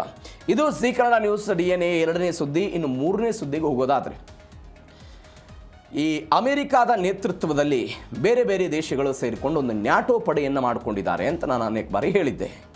ಆ ನ್ಯಾಟೋ ಪಡೆಗಳು, ಆ ನ್ಯಾಟೋ ರಾಷ್ಟ್ರಗಳು ನಾವು ಏನು ಕರಿತೀವಿ, ಅವರ ಆರ್ಟಿಕಲ್ 5ನ ಪ್ರಕಾರ ಒಬ್ಬರ ಮೇಲೆ ದಾಳಿ ಆದರೆ ಮತ್ತೊಬ್ಬರು ಆ ದಾಳಿಗೆ ಪ್ರತಿಕಾರ ತೀರಿಸಿಕೊಳ್ಳೋದಕ್ಕೆ ಮತ್ತೊಂದು ದೇಶಕ್ಕೆ ಸಹಾಯ ಮಾಡಬೇಕು ಎನ್ನುವಂಥದ್ದು ನ್ಯಾಟೋ ಆರ್ಟಿಕಲ್ 5 ಹೇಳುವಂಥ ಒಂದು ನಿಯಮ. ಇದೀಗ ಅದರ ಭಾಗವಾಗಿ ಮುಸ್ಲಿಂ ರಾಷ್ಟ್ರಗಳ ನಡುವೆ ಮಹತ್ವದ ಒಪ್ಪಂದ ಆಗಿದೆ. ಅದು ಯಾವುದು ಅಂತ ಹೇಳಿದರೆ ಇಸ್ಲಾಮಿಕ್ ನ್ಯಾಟೋ ಉದಯದ ಮುನ್ಸೂಚನೆ ಅಂತ ಕರೆಯಲಾಗ್ತಾ ಇದೆ. ಯಾರ್ಯಾರ ನಡುವೆ ಆಯಿತು? ಸಹಜವಾಗಿ ಪಾಕಿಸ್ತಾನ, ಸೌದಿ ಅರೇಬಿಯಾ ಮತ್ತು ಟರ್ಕಿ, ಈ 3 ದೇಶಗಳ ನಡುವೆ ಇಂಥದ್ದೊಂದು ಒಪ್ಪಂದ ಆಗಿದೆ. ಒಂದು ಕಡೆ ಇರಾನ್ನ ಮೇಲೆ ಅಮೆರಿಕ ಮಾಡ್ತಾ ಇರುವಂತಹ ದಾಳಿ, ಆ ಅಮೆರಿಕ ಇರಾನ್ಗೆ ದಾಳಿ ಮಾಡ್ತಾ ಇದೆ, ನಾವು ಇರಾನನ್ನು ರಕ್ಷಣೆ ಮಾಡಬೇಕು ಅಂತ ರಷ್ಯಾ ಮತ್ತು ಚೀನಾದವರು ಅವರಿಗೆ ಸಹಾಯ ಮಾಡ್ತಾ ಇದ್ದಾರೆ ಅಂತ ಅಮೆರಿಕಾದ ಆರೋಪ. ಇವೆಲ್ಲದರ ನಡುವೆ ಒಂದು ಪಾಕಿಸ್ತಾನ ಆರ್ಥಿಕವಾಗಿ ಜರ್ಜರಿತ ಆಗ್ತಾ ಹೋಗ್ತಾ ಇದೆ, ಒಂದು ಸೌದಿ ಅರೇಬಿಯಾದ ಮೇಲೆ ಯಮನ್ನ ಹೌತಿಗಳು ದಾಳಿ ಮಾಡ್ತಾ ಇದ್ದಾರೆ, ಅವರ ತೈಲ ರಫ್ತು ಆಗಬಾರ್ದು ಅಂತ, ಮತ್ತೊಂದು ಟರ್ಕಿ ಎನ್ನುವಂತಹ ಒಂದು ದೇಶದಲ್ಲಿ ರಕ್ಷಣೆಗೆ ಸಂಬಂಧಪಟ್ಟಂತಹ ಬೆಳವಣಿಗೆ ಆಗಿದ್ದನ್ನು ನೋಡಿದ್ದೀವಿ. ಅಂದರೆ 3 ಆಂಗಲಲ್ಲಿ ಈ ಸ್ಟೋರಿಯನ್ನು ನೋಡಿದಾಗ ಒಂದು ಇಸ್ಲಾಮಿಕ್ ನ್ಯಾಟೋ ಸದ್ಯಕ್ಕೆ ಶುರುವಾಗುತ್ತಾ, ಆ ನ್ಯಾಟೋ ಹೆಂಗೆ ತೆಗೆದುಕೊಂಡು ಹೋಗ್ತಾರೆ, ಈ ಒಪ್ಪಂದದಲ್ಲಿ ಆಗಿರುವಂಥ ಮಾತುಕತೆಗಳೇನು, ಈ ಒಪ್ಪಂದ ಆದರೆ ಭಾರತಕ್ಕೆ ಏನಾಗುತ್ತೆ, ಈ ಪ್ರಶ್ನೆಯೂ ಕೂಡ ಸದ್ಯಕ್ಕಿರುವಂಥದ್ದು. ಈ ಹಿಂದೆ ಸೌದಿ ಅರೇಬಿಯಾ ಮತ್ತು ಪಾಕಿಸ್ತಾನದ ನಡುವೆ 2025ರಲ್ಲಿ ಒಪ್ಪಂದ ಆಗಿತ್ತು. ಇದೀಗ ಟರ್ಕಿ ಕೂಡ ಯಾಡ್ ಆಗಿದೆ. ಹಾಗಾದರೆ ಏನಿದೆ ಒಪ್ಪಂದ, ಡೀಟೇಲ್ಸ್ ನೋಡ್ತಾ ಹೋಗೋಣ. ಇಸ್ಲಾಮಿಕ್ ನ್ಯಾಟೋ ಉದಯದ ಮುನ್ಸೂಚನೆ ಸಿಕ್ಕಿದೆ. ಸೌದಿ ಅರೇಬಿಯಾ, ಪಾಕಿಸ್ತಾನ ಮತ್ತು ಟರ್ಕಿಯ ನಡುವೆ ಮೆಕ್ಕಾ ರಕ್ಷಣಾ ಒಪ್ಪಂದಕ್ಕೆ ಸಹಿಯಾಗಿದೆ. ಮೆಕ್ಕಾದಲ್ಲಿ ನಡೆದಂತಹ ಸಮ್ಮೇಳನದಲ್ಲಿ 3 ದೇಶಗಳ ಮುಖ್ಯಸ್ಥರು ಒಂದು ಮಹತ್ವದ ತೀರ್ಮಾನಕ್ಕೆ ಬಂದರು. ಒಬ್ಬರ ಮೇಲೆ ದಾಳಿ ನಡೆದರೆ ಅದು 3 ದೇಶಗಳ ಮೇಲಿನ ದಾಳಿ ಅನ್ನುವಂತಹ ಘೋಷಣೆಗೆ ಬಂದರು. ಮಿಲಿಟರಿ ತರಬೇತಿ, ಗುಪ್ತಚರ ಮಾಹಿತಿ, ತಂತ್ರಜ್ಞಾನ ಹಂಚಿಕೆಗೆಲ್ಲ ಒಪ್ಪಿಗೆ ಕೊಟ್ಟರು. ಇಸ್ಲಾಮಿಕ್ ರಾಷ್ಟ್ರಗಳ ಶಕ್ತಿಯನ್ನು ಒಗ್ಗೂಡಿಸುವುದಕ್ಕೆ ಹೊಸ ಮಿಲಿಟರಿ ಬಣ ರಚನೆ ಆಗಿದೆ. ನಾವಾಗಲೇ ಹೇಳಿದೆ, ನ್ಯಾಟೋ ದೇಶದಲ್ಲೂ ಕೂಡ ಇಂಥದ್ದೊಂದು ನಿಯಮ ಇತ್ತು. ನೀವು ನ್ಯಾಟೋದಲ್ಲಿ ಮುಂದುವರೆದ ಒಂದು ನಿಯಮ ಏನಿದೆ ಅಂತ ಹೇಳಿದ್ರೆ, ನ್ಯಾಟೋದ ಒಂದು 35-36 ರಾಷ್ಟ್ರಗಳು ನಾವೇನು ಕರಿತೀವಿ, ಆ ಎಲ್ಲರೂ ಕೂಡ ನ್ಯಾಟೋದ ರಾಷ್ಟ್ರಗಳಿಗಾಗಿಯೇ ತಮ್ಮ ರಕ್ಷಣಾ ಬಜೆಟ್ನಲ್ಲಿ ಇಂತಿಷ್ಟು ಪ್ರಮಾಣವನ್ನು ಹಣವನ್ನು ಮೀಸಲಾಗಿಡಬೇಕು. ಬಿಕಾಸ್ ಯಾವ ದೇಶದ ಮೇಲೆ ಯಾವಾಗ ದಾಳಿ ಆಗುತ್ತೋ ಏನೋ ಗೊತ್ತಿಲ್ಲ, ಹೀಗಾಗಿ ಅವರನ್ನು ರಕ್ಷಣೆ ಮಾಡಬೇಕು ಅನ್ನೋ ಕಾರಣಕ್ಕಾಗಿ. ಉದಾಹರಣೆಗೆ ಅಮೆರಿಕಾದ ಮೇಲೆ ಯಾವುದಾದ್ರೂ ದೇಶ ದಾಳಿ ಮಾಡಿದರೆ ನ್ಯಾಟೋದ ಉಳಿದ ರಾಷ್ಟ್ರಗಳು ಕೂಡ ಅಮೆರಿಕಾದ ಪರವಾಗಿ ಕೆಲಸವನ್ನು ಮಾಡಬೇಕು. ಈ ಕಾನ್ಸೆಪ್ಟ್ ನ್ಯಾಟೋದಲ್ಲಿ ಇತ್ತು. ಅದನ್ನು ಈಗ ಅವರು ಇಸ್ಲಾಮಿಕ್ ಕಂಟ್ರಿಗಳಲ್ಲಿ ತೆಗೆದುಕೊಂಡು ಬರೋ ಪ್ರಯತ್ನ. ಹಿಂದೆ ನಾನು ಅವಾಗಲೇ ಹೇಳಿದೆ, ಸೌದಿ ಅರೇಬಿಯಾ ಮತ್ತು ಪಾಕಿಸ್ತಾನದ ನಡುವೆ 2025ರ ಇಸ್ವಿಯಲ್ಲಿ ಇಂಥದ್ದೊಂದು ಒಪ್ಪಂದ ಆಗಿತ್ತು. ಪಾಕಿಸ್ತಾನದ ಮೇಲೆ ಯಾರಾದರೂ ದಾಳಿ ಮಾಡಿದರೆ ಸೌದಿ ಅರೇಬಿಯಾದವರು ಸಹಾಯಕ್ಕೆ ಬರೋದು, ಸೌದಿ ಅರೇಬಿಯಾದ ಮೇಲೆ ಯಾರಾದರೂ ದಾಳಿ ಮಾಡಿದರೆ ಈ ಪಾಕಿಸ್ತಾನದವರು ಸಹಾಯಕ್ಕೆ ಬರೋದು. ಉದಾಹರಣೆಗೆ ಇರಾನ್ನವರು ಸೌದಿ ಅರೇಬಿಯಾದ ಮೇಲೆ ಅಟ್ಯಾಕ್ ಮಾಡಿದರು, ಅವಾಗ ಪಾಕಿಸ್ತಾನ ಒಂದು ದ್ವಂದ್ವ ನಿಲುವಿಗೆ ಸಿಕ್ಕಾಕೊಳ್ತು. ಇರಾನ್ 900 ಕಿಲೋಮೀಟರ್ ಗಡಿಯನ್ನು ಹಂಚಿಕೊಂಡಿದೆ, ನಾನು ಸೌದಿ ಅರೇಬಿಯಾದ ಜೊತೆಗೆ ಹೋಗಬೇಕಾ ಅಥವಾ ಇರಾನ್ನ ಜೊತೆಗೆ ಹೋಗಬೇಕಾ ಅಥವಾ ಸ್ಥಗಿತವಾಗಿ ಹಾಗೆ ಸುಮ್ಮನಿದ್ದು ಬಿಡಬೇಕು ಅನ್ನುವಂಥ ಆತಂಕ ಇತ್ತು. ಇದೀಗ ಟರ್ಕಿಯೂ ಕೂಡ ಅದರಲ್ಲಿ ಸೇರ್ಪಡೆ ಆಗ್ತಾ ಇದೆ. ಆ ಒಪ್ಪಂದ ಒಬ್ಬರ ಮೇಲೆ ದಾಳಿ ಆದರೆ ಆ 3 ದೇಶಗಳ ಮೇಲಿನ ದಾಳಿ ಅಂತ ಇದ್ದುಕೊಂಡು ಪರಸ್ಪರವಾಗಿ ಸಹಾಯ ಮಾಡೋದು, ರಕ್ಷಣೆಗೆ ಬರೋದು, ಮಿಲಿಟರಿ ತರಬೇತಿ ಕೊಡೋದು, ಗುಪ್ತಚರ ಮಾಹಿತಿಯನ್ನು ಕೊಡೋದು, ತಂತ್ರಜ್ಞಾನ ಹಂಚಿಕೆಯನ್ನು ಕೂಡ ಮಾಡೋದು ಈ ಒಟ್ಟಾರೆ ಒಪ್ಪಂದದ ಉದ್ದೇಶ ಅಂತ ಹೇಳಲಾಗ್ತಾ ಇದೆ. ಆ ಮುಖಾಂತರ ಒಂದು ಇಸ್ಲಾಮಿಕ್ ನ್ಯಾಟೋ ಉದಯದ ಸೂಚನೆ ಸದ್ಯಕ್ಕೆ ನಾವು ಮಧ್ಯಪ್ರಾಚ್ಯದ ಈ ದೇಶಗಳಿಂದ ಅಂದರೆ ಪಾಕಿಸ್ತಾನ, ಸೌದಿ ಅರೇಬಿಯಾ ಮತ್ತು ಟರ್ಕಿಯಿಂದ ನೋಡ್ತಾ ಇದ್ದೀವಿ. ಇದು ಒಂದು ಬೆಳವಣಿಗೆ. ಇವೆಲ್ಲದರ ನಡುವೆ ತ್ರಿವಳಿ ಶಕ್ತಿಗಳ ಮಹಾಮೈತ್ರಿಯ ಗುಟ್ಟೇನು? ಓಕೆ, 3 ದೇಶಗಳು ಸೇರಿಕೊಂಡು ಇದರ ಗುಟ್ಟೇನು ಹಾಗಾದರೆ? ತೈಲ ಶ್ರೀಮಂತ ದೇಶ ಸೌದಿ ಅರೇಬಿಯಾ, ಅಣ್ವಸ್ತ್ರವನ್ನು ಹೊಂದಿರುವಂತಹ ಪಾಕಿಸ್ತಾನ, ಬಲಿಷ್ಠ ಸೇನೆಯನ್ನು ಟರ್ಕಿ ಒಕ್ಕೂಟ ಹೊಂದಿದೆ. ನಾನು ಅವಾಗಲೇ ಹೇಳಿದೆ ನಿಮಗೆ, ಪಾಕಿಸ್ತಾನ ಸಾಲ ಸೋಲವನ್ನು ಮಾಡಿ ಬದುಕ್ತಾ ಇದ್ದರೂ ಕೂಡ ನೀವು ಒಟ್ಟಾರೆ ಇಸ್ಲಾಮಿಕ್ ಕಂಟ್ರಿಗಳಲ್ಲಿ ಪರಮಾಣುವನ್ನು ಹೊಂದಿರೋರು ಯಾರು? ಕೇವಲ ಪಾಕಿಸ್ತಾನ ಮಾತ್ರ. ಪಾಕಿಸ್ತಾನದ ಮಾತ್ರ, ಅವರ ಬಳಿ ಮಾತ್ರ ಪರಮಾಣು ಅಣ್ವಸ್ತ್ರಗಳಿರೋದು. ನಾಳೆ ಹೆಚ್ಚು ಕಡಿಮೆ ಏನಾದರೂ ಕೂಡ ಪಾಕಿಸ್ತಾನವೇ ಇವರು ಸಹಾಯಕ್ಕೆ ಬರುತ್ತೆ ಅನ್ನುವಂಥ ನಿರೀಕ್ಷೆ ಇವರ ಬಳಿ ಇದೆ. ಇದು ಒಂದು ಕಾರಣ. ಎರಡನೇದ್ದು, ಪಾಕಿಸ್ತಾನ ಸಾಲ ಸೋಲ ಮಾಡಿ ಬದುಕ್ತಾ ಇದ್ದು ಚೀನಾದಿಂದ, ಅಮೇರಿಕಾದಿಂದ ಅಥವಾ ಇಂಟರ್ನ್ಯಾಷನಲ್ ಮಾನಿಟರಿ ಫಂಡ್ನಿಂದ ನೀವು ಸಾಲವನ್ನು ತೆಗೆದುಕೊಂಡು ಬಂದಾಗಲೂ ಕೂಡ ಅವುಗಳ ಬಡ್ಡಿಯನ್ನು, ಅವುಗಳ ಅಸಲನ್ನು ಏನೇನೋ ಕಟ್ಟೋದಕ್ಕಾಗಿ ಯಾರು ಸಹಾಯ ಮಾಡ್ತಾರೆ? ಇದೇ ಸೌದಿ ಅರೇಬಿಯಾ ಸಹಾಯವನ್ನು ಮಾಡುತ್ತೆ ಅನ್ನುವಂಥ ನಿರೀಕ್ಷೆ. ಹೀಗಾಗಿ ಒಂದು ಆರ್ಥಿಕವಾಗಿ ಬಲಿಷ್ಠವಾಗಿರುವಂಥ ಒಂದು ದೇಶ ಇದೆ, ಮತ್ತೊಂದು ಪರಮಾಣನ್ನು ಹೊಂದಿರುವಂಥ ಮತ್ತೊಂದು ದೇಶ ಇದೆ. ಇದರ ಜೊತೆಗೆ ಟರ್ಕಿಯು ಕೂಡ ತನ್ನ ಬಲಿಷ್ಠ ಸೇನೆಯನ್ನು ಹೊಂದಿರುವ ಕಾರಣಕ್ಕಾಗಿ ಮೂವರೂ ಸೇರಿಕೊಂಡು ಇಂಥದ್ದೊಂದು ಒಪ್ಪಂದವನ್ನು ಮಾಡಿಕೊಂಡಿದ್ದಾರೆ ಅಂತ. ಇರಾನ್ ಮತ್ತು ಹೌತಿ ಬಂಡುಕೋರರ ದಾಳಿಯಿಂದ ರಕ್ಷಣೆ ಮಾಡಿಕೊಳ್ಳೋದಕ್ಕೆ ಸೌದಿ ಪ್ಲಾನ್ ಮಾಡಿಕೊಳ್ತಾ ಇದೆ. ಒಂದು ಕಡೆ ಅಮೆರಿಕಾದ ಕಾರಣಕ್ಕಾಗಿ ಇರಾನ್ ಸೌದಿ ಮೇಲೆ ಅಟ್ಯಾಕ್ ಮಾಡ್ತಾ ಇದೆ. ಇದೇ ಇರಾನ್ನ ಕಾರಣಕ್ಕಾಗಿ ಕೆಂಪು ಸಮುದ್ರದಲ್ಲಿ ಹೌತಿ ಬಂಡುಕೋರರು ಸೌದಿ ಅರೇಬಿಯಾದ ಒಂದೇ ಒಂದು ಹಡಗನ್ನ ಬಾಬೆಲ್ ಮಂದೇಬ್ ಬಂದರ್ನಿಂದ ನಾವು ಹೊರಗಡೆ ಕಳಿಸಲ್ಲ, ಒಂದೇ ಒಂದು ಹಡಗನ್ನು ಕೂಡ ಒಳಗಡೆ ಬಿಡೋದಿಲ್ಲ ಅಂತ ಅನೇಕ ದಶಕಗಳಿಂದ ಇಂಥದ್ದೊಂದು ಹೋರಾಟ ಆಗ್ತಾ ಇದೆ. ಹೀಗಾಗಿ ಸೌದಿಯ ಆರ್ಥಿಕತೆ ಕುಸಿತ ಆಗ್ತಾ ಇದೆ. ವಿಷನ್ 2030 ಅನ್ನುವಂಥ ಸೌದಿ ಅರೇಬಿಯಾದ ಯುವರಾಜನ ಕನಸೇನಿದೆ ಅದಕ್ಕೆ ಹೊಡೆತ ಬೀಳ್ತಾ ಇದ್ದದನ್ನು ಸೌದಿ ಅರೇಬಿಯಾ ನೋಡ್ತಾ ಇದೆ. ಹೀಗಾಗಿ ಇದು ಕೂಡ ನಮಗೆ ಸಹಾಯಕ್ಕೆ ಬರ್ಬೋದು ಅನ್ನುವಂಥ ಒಂದು ನಿರೀಕ್ಷೆ ಇದೆ. ಎರಡನೇದ್ದು, ಆರ್ಥಿಕ ಸಂಕಷ್ಟದಲ್ಲಿರುವಂತಹ ಪಾಕಿಸ್ತಾನಕ್ಕೆ ಸೌದಿ ಅರೇಬಿಯಾದ ಹಣಕಾಸಿನ ನೆರವು ಸಿಗಬಹುದು ಅಂತ. ಇತ್ತೀಚೆಗೆ ಯುಎಇಗೆ ಇವರು ಸಾಲ ಕೊಡಬೇಕಾಗಿತ್ತು, ಏಪ್ರಿಲ್ ತಿಂಗಳಲ್ಲಿ ಸಾಲವನ್ನು ಕೊಡಬೇಕಾಗಿತ್ತು, ಅದಾದ ನಂತರ ಬಡ್ಡಿಯನ್ನು ಕೂಡ ಕಟ್ಟಬೇಕಾಗಿತ್ತು. ಸಹಾಯ ಮಾಡಿದವರು ಯಾರು?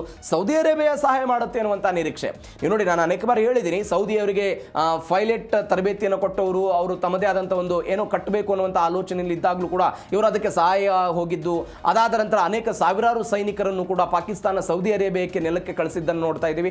ಈ ಎಲ್ಲದರ ಭಾಗವಾಗಿ ಪರಸ್ಪರ ಮ್ಯೂಚುವಲ್ ಅಂಡರ್ಸ್ಟ್ಯಾಂಡಿಂಗ್ನ ಮುಖಾಂತರ ಇವರಿಂದ ಅವರಿಗೆ ಸಹಾಯ ಆಗುತ್ತೆ, ಅವರಿಂದ ಇವರಿಗೆ ಸಹಾಯ ಆಗುತ್ತೆ ಅನ್ನುವ ಕಾರಣಕ್ಕಾಗಿ ಇಂಥದ್ದೊಂದು ಪ್ರಯತ್ನವನ್ನು ಮಾಡ್ತಾ ಇದ್ದಾರೆ ಅಂತ ಎಲ್ಲವೂ ಕೂಡ ಹೇಳಲಾಗ್ತಾ ಇದೆ.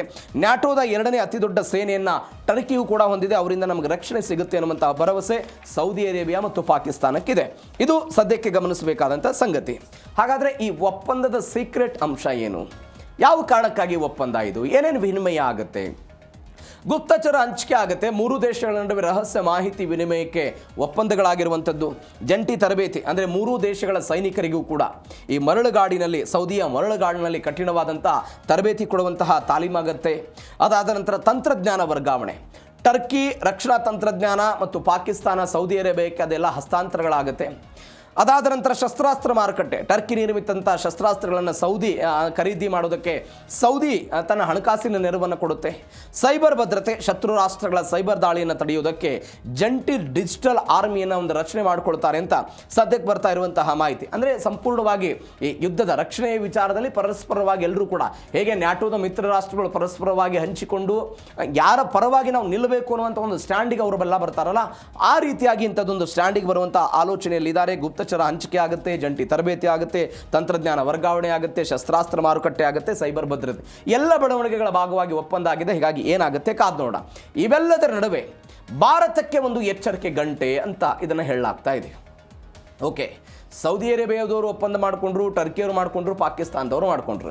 ಇದೇ ಪಾಕಿಸ್ತಾನ ಎನ್ನುವಂತಹ ಭಯೋತ್ಪಾದಕತೆಯನ್ನು ಬಿತ್ತುವಂತಹ ಒಂದು ದೇಶ ಭಾರತದ ವಿರುದ್ಧ ಭಯೋತ್ಪಾದನೆಯನ್ನು ಹರಡ್ತಾ ಇರುತ್ತೆ, ಭಾರತದ ವಿರುದ್ಧ ಭಯೋತ್ಪಾದಕರನ್ನು ಕಳಿಸ್ತಾ ಇರುತ್ತೆ, ಪದೇ ಪದೇ ದಾಳಿ ಮಾಡ್ತಾ ಇದ್ದರೆ ನೋಡಿದ್ದೀವಿ. ಹಾಗಾದರೆ ಈ ಒಪ್ಪಂದದಿಂದ ಭಾರತಕ್ಕೆ ಏನಾಗುತ್ತೆ ನೋಡ್ತಾ ಹೋಗೋಣ. ಪಾಕಿಸ್ತಾನದ ಬೆಂಬಲಕ್ಕೆ ಸೌದಿ ಮತ್ತು ಟರ್ಕಿ ನಿಲ್ತಾ ಇರೋದು ಭಾರತಕ್ಕೆ ಒಂದು ತಲೆನೋವು ಆಗಬಹುದು ಅಂತ. ನಾವು ಸೌದಿ ಅರೇಬಿಯಾದ ಜೊತೆಗೂ ಇತ್ತೀಚೆಗೆ ಅತ್ಯುತ್ತಮವಾದಂಥ ಸಂಬಂಧವನ್ನು ಹೊಂದಿದ್ದೇವೆ, ಆ ವಿಚಾರ ಬೇರೆ. ಆದರೆ ಈ ಒಪ್ಪಂದದ ಭಾಗವಾಗಿ ಒಂದು ದ್ವಂದ್ವ ನಿಲುವೆಲ್ಲ ಶುರುವಾಗ್ಬಿಡುತ್ತೆ. ಈಗ ಈಗ ಇರಾನ್ ಮತ್ತು ಅಮೆರಿಕಾದ ಈ ಯುದ್ಧದಲ್ಲಿ ಅಥವಾ ಇರಾನ್ ಮತ್ತು ಸೌದಿ ಅರೇಬಿಯಾದ ಈ ಯುದ್ಧದಲ್ಲಿ ಯಾರ ಪರವಾಗಿ ನಾವು ನಿಲ್ಲಬೇಕು ಅನ್ನುವಂಥ ಆಲೋಚನೆ ಭಾಗವಾಗಿ ಇದೇ ಪಾಕಿಸ್ತಾನ ಒಂದು ದ್ವಂದ್ವ ನಿಲುವನ್ನು ತೆಗೆದುಕೊಂಡು ಬಿಡುತ್ತಲ್ಲ.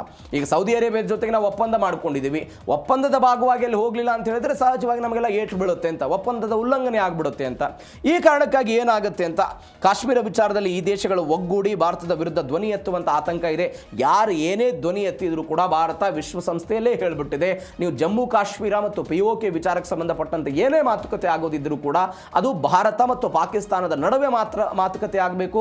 ಟರ್ಕಿ ಬಂದರೂ ಆಗಲ್ಲ, ಇರಾನ್ ಬಂದರೂ ಆಗಲ್ಲ, ಸೌದಿ ಅರೇಬಿಯಾ ಬಂದರೂ ಕೂಡ ಆಗಲ್ಲ, ಮತ್ತೊಬ್ಬ ನಾಯಕ ಯಾವೇ ದೊಣ್ಣೆ ನಾಯಕನ ಬಂದರೂ ಕೂಡ ಮಾತನಾಡಿದ್ರು ಕೂಡ ಅದ್ರ ಬಗ್ಗೆ ಆಗಲ್ಲ ಅಂತ. ಯಾಕಂದ್ರೆ ಇದೇ ಇರಾನ್ ಅಯತಲ್ಲಾ ಅಲಿ ಖಮೇನಿ ಭಾರತ ಸರ್ಕಾರ ಆರ್ಟಿಕಲ್ 370 ಅಬ್ರಾಗೇಷನ್ ಮಾಡಿದಾಗ ಅದು ಜಮ್ಮು ಕಾಶ್ಮೀರದ ಜನರಿಗೆ ಮಾಡಿದಂಥ ಏನೇನೋ ಅನ್ನುವಂಥ ಹೇಳಿಕೆಗಳನ್ನು ಕೊಡೋ ಪ್ರಯತ್ನ, ಹಕ್ಕುಗಳ ಉಲ್ಲಂಘನೆ ಅಂತ ಎಲ್ಲ ಹೇಳ್ಬಿಟ್ಟಿದ್ರು ಅವರು. ಭಾರತ ಅವತ್ತು ಖಡಕ್ ಎಚ್ಚರಿಕೆ ಕೊಡುವ ಪ್ರಯತ್ನವನ್ನು ಮಾಡಿತ್ತು. ಅದು ನಮ್ಮ ದೇಶದ ಆಂತರಿಕ ವಿಚಾರ. ಆಂತರಿಕ ವಿಚಾರದಲ್ಲಿ ಮತ್ತೊಬ್ಬ ದೇಶದ ಯಾರೋ ಬಂದು ಮೂಗು ತೋರಿಸೋ ಅವಶ್ಯಕತೆ ಇಲ್ಲ ಅಂತ. ಈ ಕಾರಣಕ್ಕಾಗಿಯೇ ನಾವು ಶಿಮ್ಲಾ ಒಪ್ಪಂದವನ್ನು ಪಾಕಿಸ್ತಾನ ಜೊತೆಗೆ ಮಾಡಿಕೊಂಡಿದ್ದು. ಹೀಗಾಗಿ ಅವರೇನೇ ಒಪ್ಪಂದ ಮಾಡಿಕೊಂಡ್ರು ಕೂಡ ಈ ವಿಚಾರದಲ್ಲಿ ಏನಾಗಲ್ಲ ಅಂತ. ಹೀಗಾಗಿ ಭಾರತದ ವಿದೇಶಾಂಗ ಇಲಾಖೆ ಇದನ್ನೆಲ್ಲ ಸೂಕ್ಷ್ಮವಾಗಿ ಗಮನಿಸ್ತಾ ಇದೆ ಅಂತೆಲ್ಲ ಹೇಳಲಾಗ್ತಾ ಇದೆ. ಇಸ್ರೇಲ್ ಮುಗಿಬೀಳುವಂತಹ ದೇಶಗಳಿಗೆ ಪಾಕ್ ಅಣ್ವಸ್ತ್ರ ಶಕ್ತಿಯ ಬಲ ಸಿಗುವ ಸಾಧ್ಯತೆ ಇದೆ. ನೀವು ನೋಡಿ, ಅಬ್ರಾಹಂ ಒಪ್ಪಂದವನ್ನು ಮಾಡಿಕೊಳ್ಬೇಕು ಅಂತ ಇದೇ ಅಮೆರಿಕಾದವರು ಹೇಳಿದ್ರು. ಬಿಕಾಸ್ ಇಸ್ರೇಲ್ನ ನೀವು ಮಿತ್ರತ್ವವನ್ನು ಬಯಸಬೇಕು ಅಂತ ಪಾಕಿಸ್ತಾನಕ್ಕೆ ಒತ್ತಡ ಇರೋ ಪ್ರಯತ್ನ, ಸೌದಿ ಅರೇಬಿಯಾಕ್ಕೆ ಒತ್ತಡ ಇರೋ ಪ್ರಯತ್ನ ಎಲ್ಲ ಬೆಳವಣಿಗೆಗಳಾಗಿತ್ತು. ಬಟ್ ನೀವು ಒಟ್ಟಾರೆ ಸೌದಿ ಅರೇಬಿಯಾ ಆಗಿರ್ಬೋದು, ಪಾಕಿಸ್ತಾನ ಆಗಿರ್ಬೋದು, ಮಧ್ಯಪ್ರಾಚ್ಯದ ಎಲ್ಲ ದೇಶಗಳು ನೀವು ಇರಾನ್ ಯುದ್ಧವನ್ನು ಕೈ ಬಿಟ್ಟು ಬಿಡಿ, ಆದರೆ ಅವರ ಒಟ್ಟಾರೆ ಬೆಳವಣಿಗೆ ಇರೋದು ಇವತ್ತು ಅಮೆರಿಕದ ಕಾರಣಕ್ಕಾಗಿ ಇಸ್ರೇಲನ್ನು ನೀವು ಸ್ನೇಹಿತ ಅಂತ ಕರಿಬಹುದು, ಅಬ್ರಾಹಂ ಒಪ್ಪಂದ ಅಂತ ಹೇಳ್ಬೋದು, ಎಲ್ಲವೂ ಕೂಡ ಹೌದು. ಬಟ್ ಎಲ್ಲ ದೇಶಗಳು ಕೂಡ ಇಸ್ರೇಲ್ನ ಅಸ್ತಿತ್ವವನ್ನು ಟೀಕೆ ಮಾಡೋದು, ಇಸ್ರೇಲ್ನ ಅಸ್ತಿತ್ವವನ್ನು ಪ್ರಶ್ನೆ ಮಾಡುವಂತಹ ದೇಶ. ಈ ಕಾರಣಕ್ಕಾಗಿ ಈ ಪಾಕಿಸ್ತಾನದ ಪರಮಾಣಲ್ಲಿ ಹೆಲ್ಪ್ ಆಗುತ್ತೆ ಅಂತೆಲ್ಲ ಹೇಳ್ತಿದ್ದಾರೆ. ದಕ್ಷಿಣ ಏಷ್ಯಾದ ಭದ್ರತಾ ಸಮತೋಲನದ ನಡುವೆ ಈ ಒಪ್ಪಂದ ಎಲ್ಲ ನೇರವಾದ ಪರಿಣಾಮ ಬೀರುತ್ತೆ ಅಂತ ಹೇಳ್ತಿದ್ದಾರೆ. ನೋಡೋಣ ಏನಾಗುತ್ತೆ. ಎಲ್ಲದರ ನಡುವೆ ಜಾಗತಿಕ ವೇದಿಕೆಯಲ್ಲಿ ಹೊಸ ಬಣ ರಾಜಕೀಯ ಶುರುವಾಗಿರೋದು. ಹೊಸ ಬಣ ರಾಜಕೀಯ. ಇರಾನ್ ಆಕ್ರೋಶವನ್ನು ಹೊರಹಾಕಿದೆ. ಈ ಮೈತ್ರಿ ಮುಸ್ಲಿಂ ರಾಷ್ಟ್ರಗಳ ನಡುವೆ ಒಡುಕು ಮೂಡಿಸುತ್ತದೆ ಅನ್ನೋದು ಇರಾನ್ನ ವಾದ ಇದೆ. ಬಿಕಾಸ್ ಅವರು ಸೌದಿ ಅರೇಬಿಯಾದ ವಿರುದ್ಧ ಟೀಕೆ ಟಿಪ್ಪಣಿ ಮಾಡೋದು. ಇಸ್ರೇಲ್ ಎಚ್ಚರಿಕೆ ಕೊಡ್ತು, ಇಸ್ಲಾಮಿಕ್ ನ್ಯಾಟೋ ತನ್ನ ಅಸ್ತಿತ್ವಕ್ಕೆ ಧಕ್ಕೆ ತರಬಹುದು ಅಂತ ಇಸ್ರೇಲ್ಗೆ ಭೀತಿ ಇದೆ. ನಾನು ಆವಾಗಲೇ ಹೇಳಿದೆ, ಬಿಕಾಸ್ ಅವರ ಅಸ್ತಿತ್ವವನ್ನು ಇವರು ಒಪ್ಪಲ್ಲ. ಅಮೆರಿಕಾಗೆ ಶಾಕ್ ಆಗಿದೆ. ಚೀನಾ ಮತ್ತು ರಷ್ಯಾ ಒಂದು ತಂತ್ರವನ್ನು ಹಿಡಿತಾ ಇದ್ದಾರೆ. ಈ ಹೊಸ ಬಣಕ್ಕೆ ಚೀನಾ ಅಥವಾ ರಷ್ಯಾದ ಬೆಂಬಲ ಸಿಗುವಂಥ ಸಾಧ್ಯತೆಗಳು ಆಗಬಹುದು ಅಂತ. ಯಾಕಂದರೆ ನೀವು ಪಾಕಿಸ್ತಾನದ ಜೊತೆಗೂ ಕೂಡ ಚೀನಾ ಅತ್ಯುತ್ತಮವಾದಂಥ ಸಂಬಂಧವನ್ನು ಹೊಂದಿದೆ. ಈ ಕಾರಣಕ್ಕಾಗಿ ಅದೆಲ್ಲ ಆಗಬಹುದು ಅಂತ.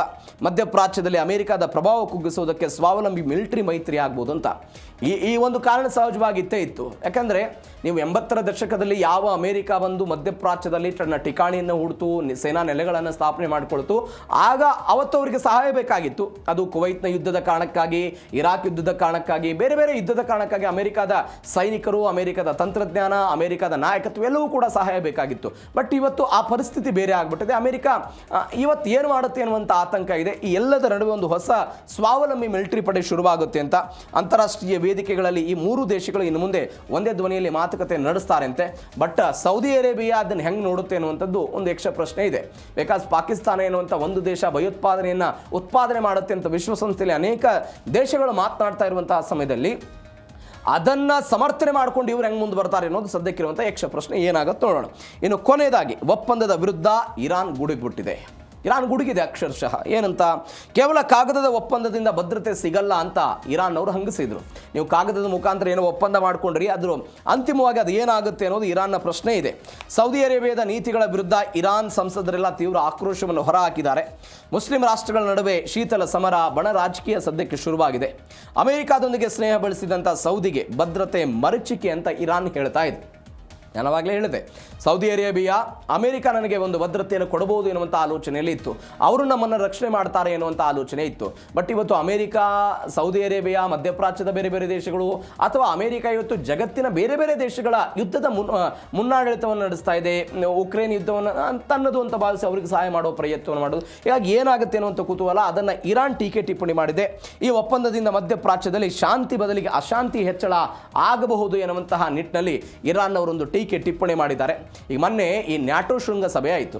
ಆ ನ್ಯಾಟೋ ಶೃಂಗಸಭೆಯಲ್ಲಿ ಡೊನಾಲ್ಡ್ ಟ್ರಂಪ್ ಒಂದು ಮಾತು ಹೇಳಿಬಿಟ್ರು. ಏನಂತ ಹೇಳಿದ್ರು ಅವರು, ನ್ಯಾಟೋದ ಆರ್ಟಿಕಲ್ 5ನ ಪ್ರಕಾರ ಒಬ್ಬರ ಮೇಲೆ ದಾಳಿ ಆದರೆ ಮತ್ತೊಬ್ಬರು ಸಹಾಯಕ್ಕೆ ಬರಬೇಕು ಅನ್ನುವಂಥ ನಿಯಮ ಇದೆ. ಈಗ ಉದಾಹರಣೆಗೆ ಅಮೆರಿಕಾದ ಮೇಲೆ ಇರಾನ್ ದಾಳಿ ಮಾಡ್ತು, ಯಾವುದಾದ್ರೂ ದೇಶ ಸಹಾಯಕ್ಕೆ ಬಂತ ಇಲ್ಲ. ಟೀಕೆ ಟಿಪ್ಪಣಿ ಮಾಡಿದರೆ ಹೊರತು ಯಾವ ದೇಶಗಳು ಕೂಡ ಸಹಾಯಕ್ಕೆ ಬರದದ್ದೇ ಇದ್ದಿದ್ದನ್ನು ನೋಡ್ತೀವಿ. ಕೇವಲ ಅಮೆರಿಕಾದ ಅಥವಾ ನ್ಯಾಟೋ ಇತಿಹಾಸದಲ್ಲಿ ಕೇವಲ ಒಂದೇ ಒಂದು ಯುದ್ಧದಲ್ಲಿ ಮತ್ತೊಂದು ರಾಷ್ಟ್ರ ತನ್ನ ದೇಶದ ಮೇಲಿನ ದಾಳಿ ಅಂತ ಸಹಾಯಕ್ಕೆ ಬಂದಿದ್ದನ್ನು ನೋಡ್ತಾ ಇದ್ದೀವಿ. ಅದಾದ ನಂತರ ಯಾವ ದೇಶವೂ ಕೂಡ ಸಹಾಯಕ್ಕೆ ಬಂದಿಲ್ಲ. ಹೀಗಾಗಿ ಈ ಒಪ್ಪಂದ ಕೇವಲ ಕಾಗದದ ಮೇಲೆ ಇರುತ್ತಾ, ಚಾಲ್ತಿಗೆ ಬರುತ್ತಾ, ಏನಾಗುತ್ತೆ ಕಾದು ನೋಡೋಣ. ಒಂದು ಕಡೆ ಯುದ್ಧದ ಕಾರಣಕ್ಕಾಗಿ ಜಾಗತಿಕವಾಗಿ ಅಶಾಂತಿಯ ವಾತಾವರಣ, ಜಾಗತಿಕ ವ್ಯವಸ್ಥೆಯಲ್ಲಿ ಏರುಪೇರು, ಜಾಗತಿಕ ದೈನಂದಿನ ಬದುಕಿಗೂ ಕೂಡ ಪೆಟ್ಟು ಕೊಡ್ತಾ ಇದ್ದದ್ದನ್ನು ನೋಡ್ತಾ ಇದ್ದೀವಿ. ನೀವು ಕಳೆದ 5-6 ವರ್ಷಗಳ ಈ ಬೆಳವಣಿಗೆಗಳನ್ನು ಗಮನಿಸ್ತಾ ಬನ್ನಿ. ಜಾಗತಿಕವಾಗಿ ಎಷ್ಟು ಯುದ್ಧಗಳು ಆಗೋದಕ್ಕೆ ಶುರುವಾಯಿತು. ರಷ್ಯಾ ಉಕ್ರೇನ್ ಆಯಿತು, ಅದಾದ ನಂತರ ಇದೇ ಅಮೆರಿಕಾದ ಕಾರಣಕ್ಕಾಗಿ ಇವತ್ತು ಇರಾನ್ನ ಬೆಳವಣಿಗೆಗಳನ್ನು ಅನುಭವಿಸ್ತಾ ಇದ್ದೀವಿ. ಜಾಗತಿಕವಾಗಿ ಇಂಥದ್ದೆಲ್ಲ ಬೆಳವಣಿಗೆ ಆಯಿತು. ನಮ್ಮದೇ ಭಾರತ ಮತ್ತು ಪಾಕಿಸ್ತಾನ ನಡುವೆ ಆದಂತಹ ಬೆಳವಣಿಗೆ, ಈ ಎಲ್ಲ ಯುದ್ಧದ ನಡುವೆ ಇವತ್ತು ಹವಾಮಾನ ಏರುಪೇರಾಗ್ತಾ ಇರೋದು, ಹವಾಮಾನ ವೈಪರೀತ್ಯ ಆಗ್ತಾ ಇರೋದು, ಅದು ಕೂಡ ಜಗತ್ತಿಗೆ ಒಂದು ಕಂಟಕವಾಗಿ ಪರಿಣಮಿಸ್ತಾ ಇದೆ. ಇವತ್ತು ಎಲ್ಲಿನೋ ಬಂದಿದೆ, ಎಲ್ಲಿನೋ ಕಾರಣಕ್ಕಾಗಿ ಮಳೆ ಆಗ್ತಾ ಇಲ್ಲ ಅಂತ ಅನೇಕ ದೇಶಗಳು ಬೊಬ್ಬೆ ಹೊಡಿತಾ ಇದೆ. ಇವೆಲ್ಲದರ ನಡುವೆಯೂ ಕೂಡ ಒಂದು ದೇಶ, ಯುರೋಪಿನ ಆರ್ಥಿಕತೆಯ ಜೀವನಾಡಿ ಅಂತ ಅನ್ಸ್ಕೊಂಡಿರುವಂಥ ರೈನ್ ನದಿ ಇದೀಗ ಸಂಪೂರ್ಣವಾಗಿ ಒಣಗ್ತಾ ಇದೆ ಎನ್ನುವಂಥ ಸುದ್ದಿಗಳು ಬರ್ತಾ ಇದೆ.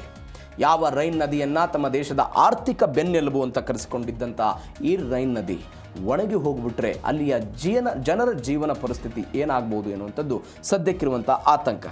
ಈ ಎಲ್ಲದರ ನಡುವೆ ಇದು ಯುರೋಪ್ ಪತನದ ಮುನ್ಸೂಚನೆಯ ಎನ್ನುವಂತಹ ವಿಶ್ಲೇಷಣೆಯೂ ಕೂಡ ಆಗ್ತಾ ಇದೆ. ಮುನ್ಸೂಚನೆ ಅನ್ನುವಂಥ ಒಂದು ವಿಶ್ಲೇಷಣೆ, ಇದರ ಜೊತೆಗೆ ಅಲಸ್ಕಾದಲ್ಲಿ ಹುಟ್ಟಿದಂಥ ಒಂದು ಹೊಸ ದ್ವೀಪ, ಭಾರತಕ್ಕೆ ಕಾಲಿಡ್ತಾ ಇರುವಂತಹ ಎಲ್ ನೀನೋ, ಏನಾಗ್ತಾ ಇದೆ ಪರಿಸರದಲ್ಲಿ, ಎಲ್ಲದ್ರ ಬಗ್ಗೆಯೂ ಕೂಡ ಇವತ್ತಿನ 4ನೇ ಸ್ಟೋರಿಯಲ್ಲಿ ಡೀಟೇಲ್ಸ್ ಆಗಿ ನೋಡ್ತಾ ಹೋಗೋಣ. ಒಣಗಿದ ನದಿ ಕಸಿದ ಯುರೋಪ್ ಆರ್ಥಿಕತೆ. ನಾವು ಇತಿಹಾಸದಲ್ಲೆಲ್ಲ ನೋಡ್ತಾ ಇದ್ವಿ, ಒಂದು ನದಿ ಇದ್ದರೆ ಅಲ್ಲಿ ಒಂದು ನಾಗರಿಕತೆ ಇರುತ್ತೆ, ನಾಗರಿಕತೆ ಉಸಿರಾಡ್ತಾ ಇರುತ್ತೆ.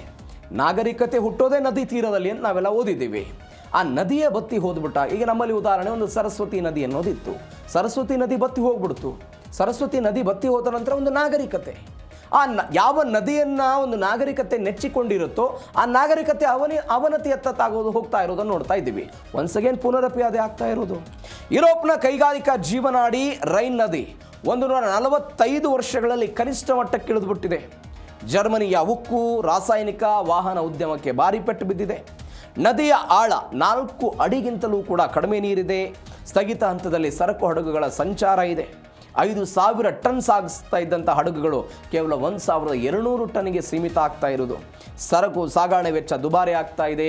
ಇಂಧನ ಮತ್ತು ಅಗತ್ಯ ವಸ್ತುಗಳ ಬೆಲೆಯೂ ಕೂಡ ಏರಿಕೆ ಆಗ್ತಾ ಇದ್ದದನ್ನು ನೋಡ್ತಾ ಇದ್ದೀವಿ ನಾವು. 145 ವರ್ಷಗಳಲ್ಲಿ ಕನಿಷ್ಠ ಮಟ್ಟಕ್ಕೆ ಇರ್ತಾ ಇದೆ. ಅಂದರೆ ಜರ್ಮನಿಯ 80% ಕೈಗಾರಿಕಾ ಉತ್ಪನ್ನಗಳು ಇದೇ ರೈನ್ ಮಾರ್ಗದಲ್ಲಿ ಹೋಗ್ತಾ ಇತ್ತು, ರೈನ್ ನದಿಯ ಮಾರ್ಗದಲ್ಲಿ ಹೋಗ್ತಾ ಇತ್ತು. ಪರಿಣಾಮ ಇವತ್ತು ನೀರಿಲ್ಲ. ನೀರಿಲ್ಲದೆ ಇದ್ದರೆ ಈ ಆಳವಾದಂತಹ ಪ್ರದೇಶದಲ್ಲಿ 4 ಅಡಿಗಿಂತಲೂ ಕೂಡ ಅತ್ಯಂತ ಕಡಿಮೆ ನೀರು ಬಂದ ಇಂಥ ಸಮಯದಲ್ಲಿ ವಾಣಿಜ್ಯ ಹಡಗುಗಳನ್ನು ಸಾಗಾಟ ಮಾಡೋದಾದರೂ ಎಲ್ಲಿ? ಅದಕ್ಕಾಗಿಯೇ 5,000 ಟನ್ ಸಾಗ್ತಾ ಇದ್ದಂತಹ ಈ ಮಾರ್ಗದಲ್ಲಿ ಇವತ್ತು 1,200 ಟನ್ಗೆ, ಹೆಚ್ಚು ಕಡಿಮೆ 3,800 ಟನ್ ಅಲ್ಲಿಗೆ ಕಡಿಮೆ ಆಗ್ತಾ ಇದ್ದದನ್ನು ನೋಡ್ತಾ ಇವೆ. ಆ ಪರಿಪ್ರಮಾಣದಲ್ಲಿ ಕಡಿಮೆ ಆಗ್ತಾ ಇದೆ. ಆ ಮುಖಾಂತರ ಈ ಪೂರೈಕೆಯ ಸರಪಳಿ, ಬೇಡಿಕೆ ಮತ್ತು ಪೂರೈಕೆಯ ಸರಪಳಿ ಅಂತ ನಾವೇನು ಕರಿತೀವಿ, ಅದರಲ್ಲಿ ದೊಡ್ಡ ಮಟ್ಟದ ವ್ಯತ್ಯಾಸ ಆಗ್ತಾ ಇರೋದನ್ನು ನೋಡ್ತಾ ಇದ್ದೀವಿ. ಇದು ಒಂದು. ಎಲ್ಲದರ ನಡುವೆ ಬತ್ತಿದ ನದಿಯಲ್ಲಿ ಮಹಾಯುದ್ಧದ ರಹಸ್ಯ ಅಡಗಿದೆ. ಏನದು? ಯುರೋಪ್ನ 2ನೇ ಅತಿ ದೊಡ್ಡ ನದಿ ಡ್ಯಾನ್ಯೂಬ್ನಲ್ಲಿ ನೀರಿನ ಮಟ್ಟವೂ ಕೂಡ ಭಾರಿ ಇಳಿಕೆ ಆಗಿದೆ. ಒಂದು ಕಡೆ ರೇನ್ ನದಿಯ ವಿಚಾರಕ್ಕೆ ನೋಡ್ಕೊಂಡು ಬಂದ್ವಿ, ಇದೀಗ ಡ್ಯಾನ್ಯೂಬ್ ನದಿಯಲ್ಲಿಯೂ ಕೂಡ ನೀರಿನ ಮಟ್ಟ ಅತ್ಯಂತ ಭಾರಿ ಪ್ರಮಾಣದಲ್ಲಿ ಇಳಿಕೆ ಆಗಿದ್ದನ್ನು ನೋಡ್ತಾ ಇದ್ದೀವಿ. ನದಿ ಆಳದಲ್ಲಿ ದ್ವಿತೀಯ ಮಹಾಯುದ್ಧ 1945ರಲ್ಲಿ ಏನು ದ್ವಿತೀಯ ಮಹಾಯುದ್ಧ ಆಯಿತು, ಆ ಮಹಾಯುದ್ಧದ ಮುಳುಗಿದ ನೌಕೆಗಳೆಲ್ಲ ಪತ್ತೆ ಆಗಿಬಿಟ್ಟಿದೆ. ಇದು ಗಮನಿಸಬೇಕಾದಂಥ ಸಂಗತಿ. ಹಂಗೇರಿ, ಸ್ಲೋವಾಕಿಯಾದಲ್ಲಿ ಅಪಾಯಕಾರಿ ಬಾಂಬ್, ಆಂಟಿ ಟ್ಯಾಂಕ್ ಮೈನ್ಗಳೆಲ್ಲ ಪತ್ತೆ ಆಗಿಬಿಟ್ಟಿದೆ. ಅಂದರೆ ಈ ನೀರಿನ ಕುಸಿತ ಆಗಿರೋ ಕಾರಣಕ್ಕಾಗಿ ನೀರಿನ ಕೊರತೆಯಿಂದ ಅಣು ವಿದ್ಯುತ್ ಸ್ಥಾವರಗಳ ಕಾರ್ಯಾಚರಣೆಗೆ ತಡೆಯಾಗಿದೆ. ವಿದ್ಯುತ್ ಬಳಕೆಯನ್ನು ಕಡಿಮೆ ಮಾಡುವಂತೆ ಜನರಿಗೆ ಸರ್ಕಾರ ತುರ್ತು ಮನವಿಯನ್ನು ಇಟ್ಟಿರೋದು. ಯುರೋಪ್ನ 2ನೇ ಅತಿ ದೊಡ್ಡ ನದಿ ಇದು, ಡ್ಯಾನ್ಯೂಬ್ ಅಂತ ಕರೀತಾರೆ. ಇಲ್ಲಿ ಹಂಗೇರಿ, ಸ್ಲೋವಾಕಿಯಾದಲ್ಲಿ ಅಪಾಯಕಾರಿ ಬಾಂಬ್ಗಳು, ಆ್ಯಂಟಿ ಟ್ಯಾಂಕ್ ಮೈನ್ಗಳು ಎಲ್ಲವೂ ಕೂಡ ಈ ಸೀಕ್ರೆಟ್ಗಳೆಲ್ಲ ಹೊರಗಡೆ ಬರ್ತಾ ಇದೆ.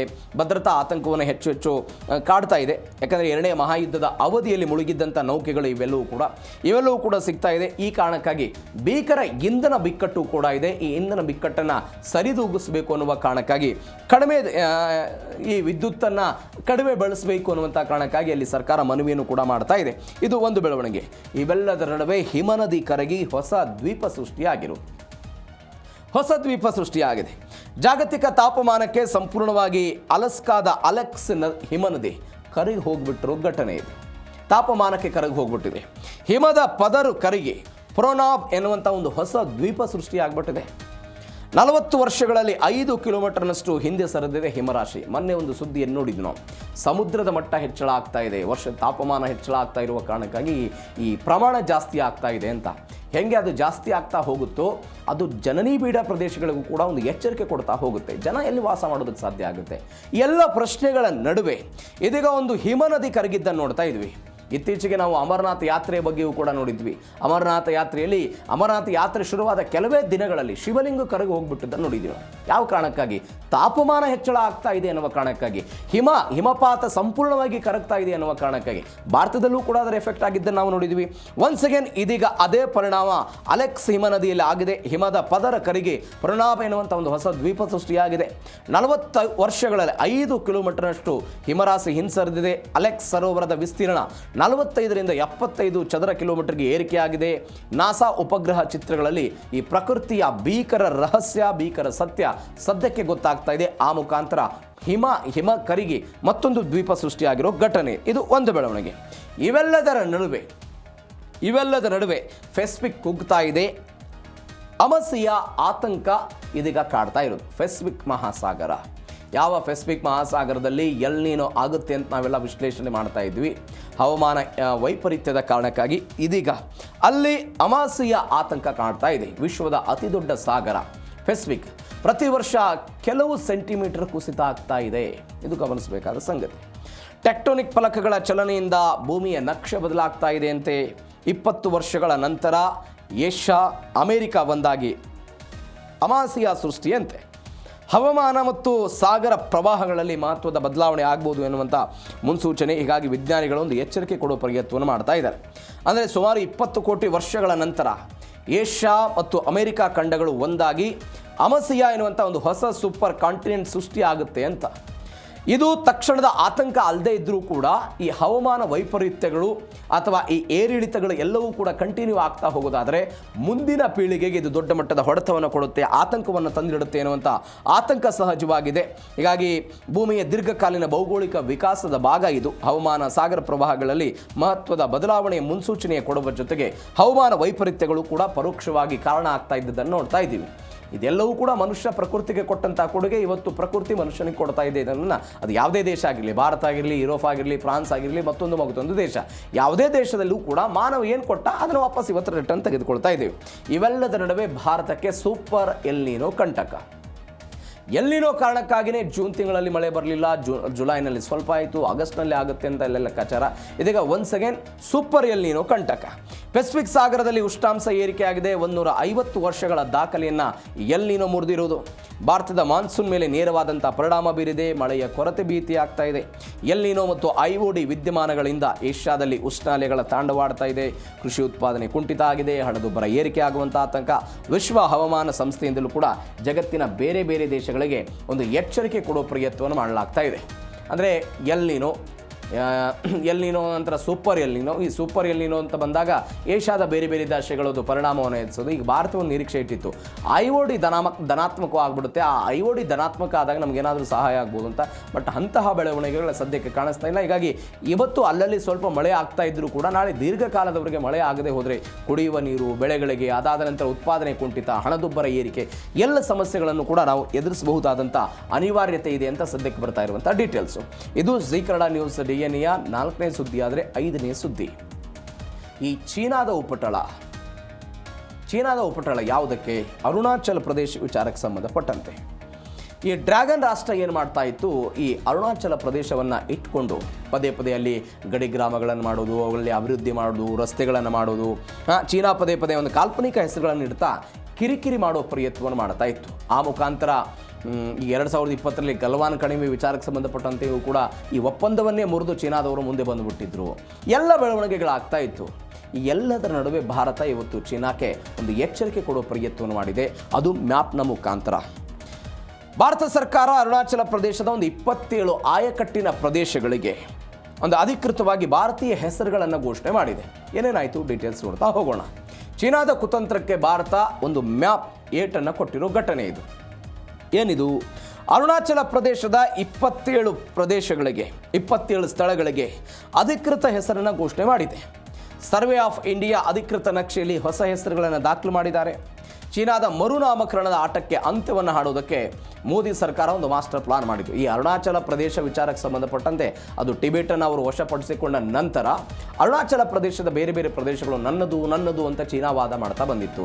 ನಾನು ಅವಾಗಲೇ ಹೇಳಿದಾಗೆ ಅಲ್ಲಿ ಅಭಿವೃದ್ಧಿಪಡಿಸೋದು, ಗಡಿ ಗ್ರಾಮಗಳನ್ನು ವೃದ್ಧಿ ಮಾಡೋದು, ಅಲ್ಲಿ ಸವಲತ್ತುಗಳನ್ನು ತೆಗೆದುಕೊಂಡು ಬರೋದು, ಏನೋ ರಸ್ತೆಯನ್ನು ನಿರ್ಮಾಣ ಮಾಡೋದು, ಸೇನಾ ನೆಲೆಗಳನ್ನು ಕ್ರಿಯೇಟ್ ಮಾಡೋ ಪ್ರಯತ್ನವನ್ನು ಮಾಡೋದು, ಈ ರೀತಿಯಾಗಿ ಎಲ್ಲವೂ ಕೂಡ ಮಾಡ್ತಾ ಬಂದಿತ್ತು. ಇದೀಗ ಭಾರತ ಒಂದು ಎಚ್ಚರಿಕೆಯನ್ನು ಕೊಟ್ಟಿದೆ. ಮರುನಾಮಕರಣವನ್ನು ಅಂದರೆ ಒಂದು ಮ್ಯಾಪ್ನ ಮುಖಾಂತರ ಒಂದು ಹೆಸರುಗಳನ್ನು ಕೊಡೋ ಪ್ರಯತ್ನವನ್ನು ಮಾಡಿದೆ. ಗಡಿ ಭಾಗದ ಗ್ರಾಮಗಳು, ಪರ್ವತ ಶ್ರೇಣಿಗಳಿಗೆ ಭಾರತೀಯ ಅಸ್ಮಿತೆಯ ಮುದ್ರೆಯನ್ನು ಕೊಟ್ಟಿದ್ದಾರೆ. ಅಂತಾರಾಷ್ಟ್ರೀಯ ವೇದಿಕೆಯಲ್ಲಿ ಅರುಣಾಚಲದ ಮೇಲಿನ ಹಕ್ಕನ್ನು ಮತ್ತಷ್ಟು ಬಲಪಡಿಸುವ ಪ್ರಯತ್ನವನ್ನು ಭಾರತ ಇವತ್ತು ಮಾಡಿದೆ. ಅಂದರೆ ಅರುಣಾಚಲ ಪ್ರದೇಶದ ಒಂದು 27 ಸ್ಥಳಗಳಿಗೆ ಭಾರತ ಸರ್ಕಾರ ಈ ರೀತಿಯಾಗಿ ಅಧಿಕೃತವಾಗಿ ಹೆಸರನ್ನು ಕೊಡುವ ಪ್ರಯತ್ನದ ಭಾಗವಾಗಿ ಒಂದು ಚೀನಾಗೆ ಒಂದು ಎಚ್ಚರಿಕೆಯನ್ನು ಇದೀಗ ಭಾರತ ಕೊಟ್ಟಿದೆ. ಇದು ಒಂದು ಬೆಳವಣಿಗೆ. ಇವೆಲ್ಲದರ ನಡುವೆ ರಣರಂಗದ ಸ್ಥಳಗಳಿಗೆ ಅಧಿಕೃತವಾದಂಥ ಗೌರವವನ್ನು ಕೊಡಲಾಗಿದೆ. ಯಾವಾಗ ರಣರಂಗದ ಸ್ಥಳಗಳು? 1959ರ ಸಂಘರ್ಷದ ಕೇಂದ್ರ ಬಿಂದು ಲಾಂಗ್ಜೂಗೆ ಅಧಿಕೃತ ಮಾನ್ಯತೆಯನ್ನು ಭಾರತ ಕೊಟ್ಟಿದೆ. ಇವತ್ತು ಸರ್ವೆ ಆಫ್ ಇಂಡಿಯಾ 1962ರ ಯುದ್ಧ ನಡೆದಂಥ ತಾಗ್ಲಾ ಎನ್ನುವಂಥ ಪರ್ವತ ಆ ಪಾತ್ರ ಏನಿತ್ತು ಅದನ್ನು ಕೂಡ ನಕ್ಷೆಯಲ್ಲಿ ದಾಖಲು ಮಾಡಲಾಗಿದೆ. ಮಯನ್ಮಾರ್ ಗಡಿಯ ಪ್ರಮುಖ ಹೆಬ್ಬಾಗಿಲು ಜೈರಾಂಪುರಕ್ಕೆ ಒಂದು ವಿಶೇಷ ಸ್ಥಾನವನ್ನು ಕಲ್ಪಿಸಲಾಗಿದೆ. ಅಪ್ಪರ್ ಸುಬಾನ್ಸಿರಿ ಜಿಲ್ಲೆಯ ಲಾಂಗ್ಚೂ ಬಳಿಯ ಮಾಜಾ ಗ್ರಾಮಕ್ಕೂ ಕೂಡ ಅಧಿಕೃತ ಹೆಸರನ್ನು ತೆಗೆದುಕೊಂಡು ಬಂದಿದ್ದಾರೆ.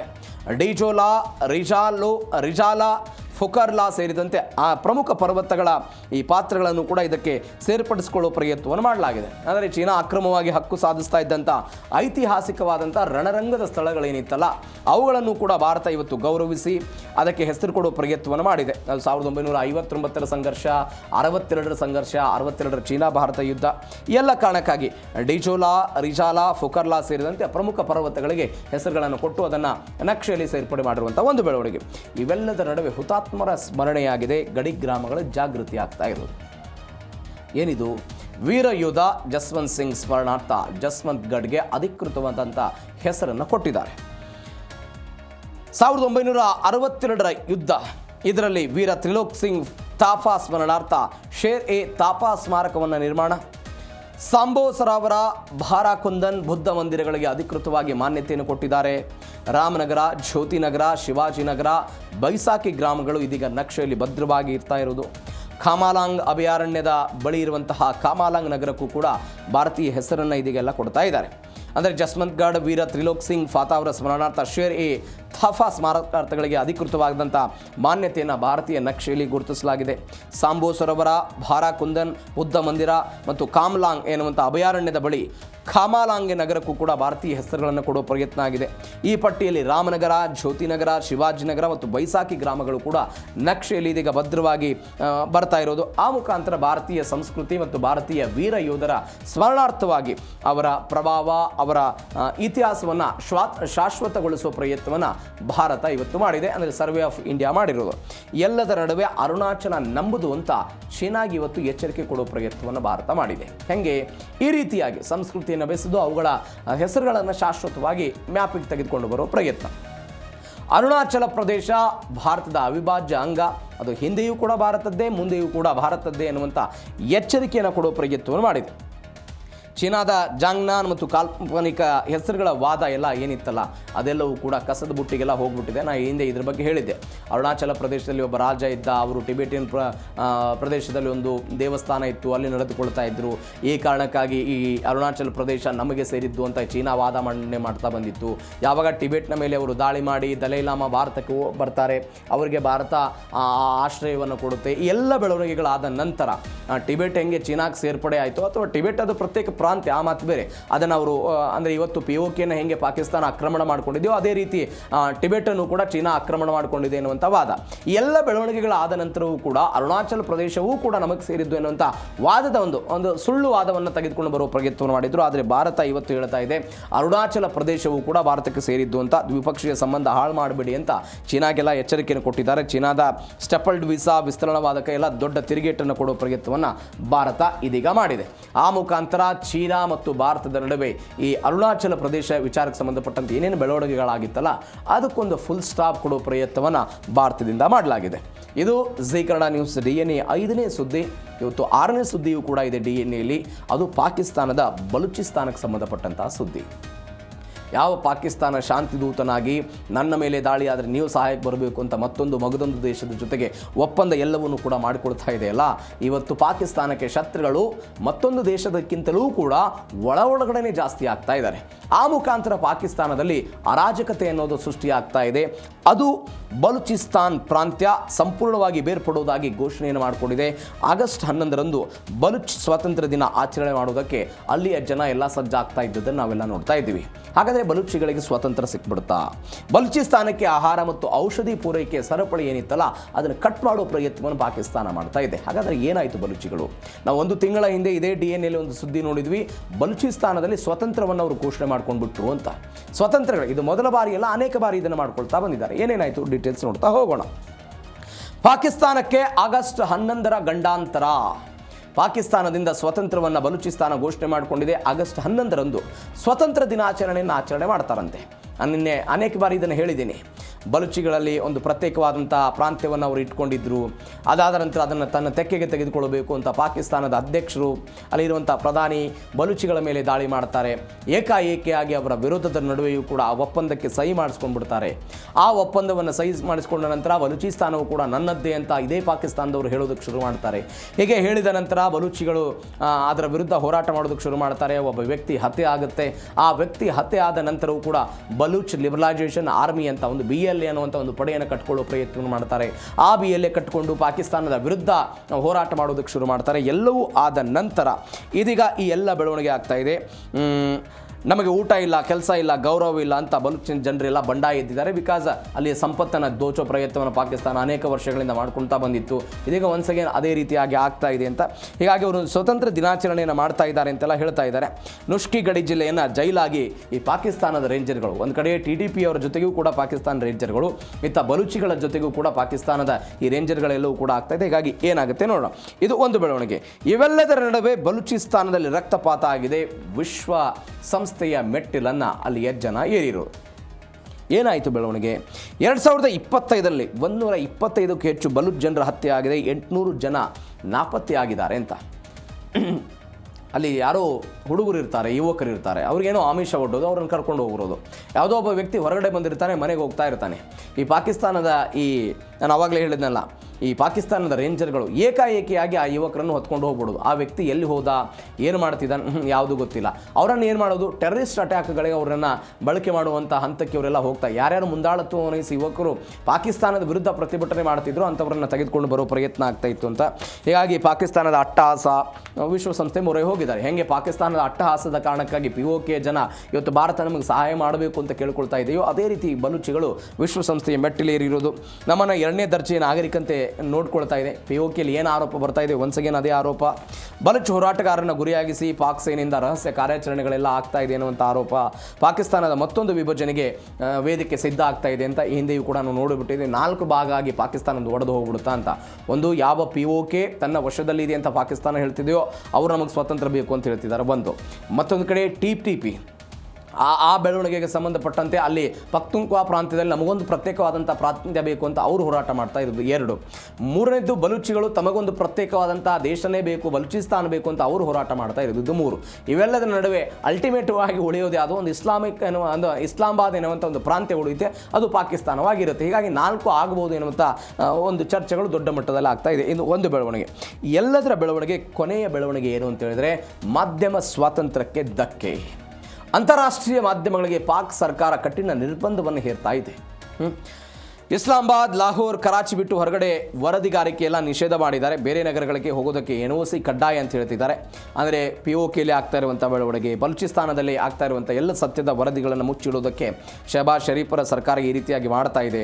ಇದು ಪತ್ರಿಕಾ ಸ್ವಾತಂತ್ರ್ಯದ ಮೇಲಿನ ದಾಳಿ ಅಂತ ಹ್ಯೂಮನ್ ರೈಟ್ಸ್ ವಾಚ್ ಒಂದು ಆತಂಕವನ್ನು ವ್ಯಕ್ತಪಡಿಸೋ ಪ್ರಯತ್ನವನ್ನು ಮಾಡಿದ್ದಾರೆ. ಅಂದರೆ ಮೊದಲು ಅಲ್ಲಿಯ ಜನರನ್ನು ಹತ್ತಿಕ್ಕಬೇಕು ಅಂತ ಅವರಿಗೆ ಸಿಗ್ತಾ ಇದ್ದಂಥ ಇಂಟರ್ನೆಟ್ ಬಂದ್ ಮಾಡಿದರು, ಮಾಧ್ಯಮಗಳನ್ನು ಬ್ಯಾನ್ ಮಾಡೋ ಪ್ರಯತ್ನವನ್ನು ಮಾಡಿದರು, ಜನರನ್ನು ಹತ್ತಿಕ್ಕೋ ಪ್ರಯತ್ನವನ್ನು ಮಾಡಿದರು. ಇದನ್ನು ಏನೋ ವರದಿ ಮಾಡ್ತಾರೆ ಅಂತ ಅಂತಾರಾಷ್ಟ್ರೀಯ ಮಟ್ಟದ ಮಾಧ್ಯಮಗಳು ಏನು ಅಲ್ಲಿ ಹೋಗ್ತಾ ಇತ್ತು, ಅವುಗಳ ಪ್ರವೇಶಕ್ಕೂ ಕೂಡ ಇದೀಗ NOC ಬೇಕು ಅಂತ ಇಸ್ಲಾಮಾಬಾದ್ ಸರ್ಕಾರ ಹೇಳ್ತಾ ಇದೆ. ಆ ಮುಖಾಂತರ ತನ್ನ ದೇಶದೊಳಗೆ ಆಗ್ತಾ ಇರುವಂಥ ಆಂತರಿಕ ಈ ಬಿಕ್ಕಟ್ಟುಗಳನ್ನು ಜಗತ್ತಿಗೆ ಗೊತ್ತಾಗದಂತೆ ನೋಡಿಕೊಳ್ಳುವಂತಹ ಒಂದು ದಯನೀಯ ಸ್ಥಿತಿಗೆ ಇವತ್ತು ಪಾಕಿಸ್ತಾನ ಬಂದಿದೆ. ಹಾಗಾಗಿ ಏನಾಗುತ್ತೆ ನೋಡೋಣ. ಇದರೊಂದಿಗೆ ಇವತ್ತಿನ ಜೀ ಕನ್ನಡ ನ್ಯೂಸ್ DNA ಮುಗಿಸ್ತಾ ಇದ್ದೀನಿ. ನೋಡ್ತಾ ಇದ್ದೀವಿ ಜೀ ಕನ್ನಡ ನ್ಯೂಸ್, ಸತ್ಯವೇ ಸುದ್ದಿಯ ಜೀವಾಳ.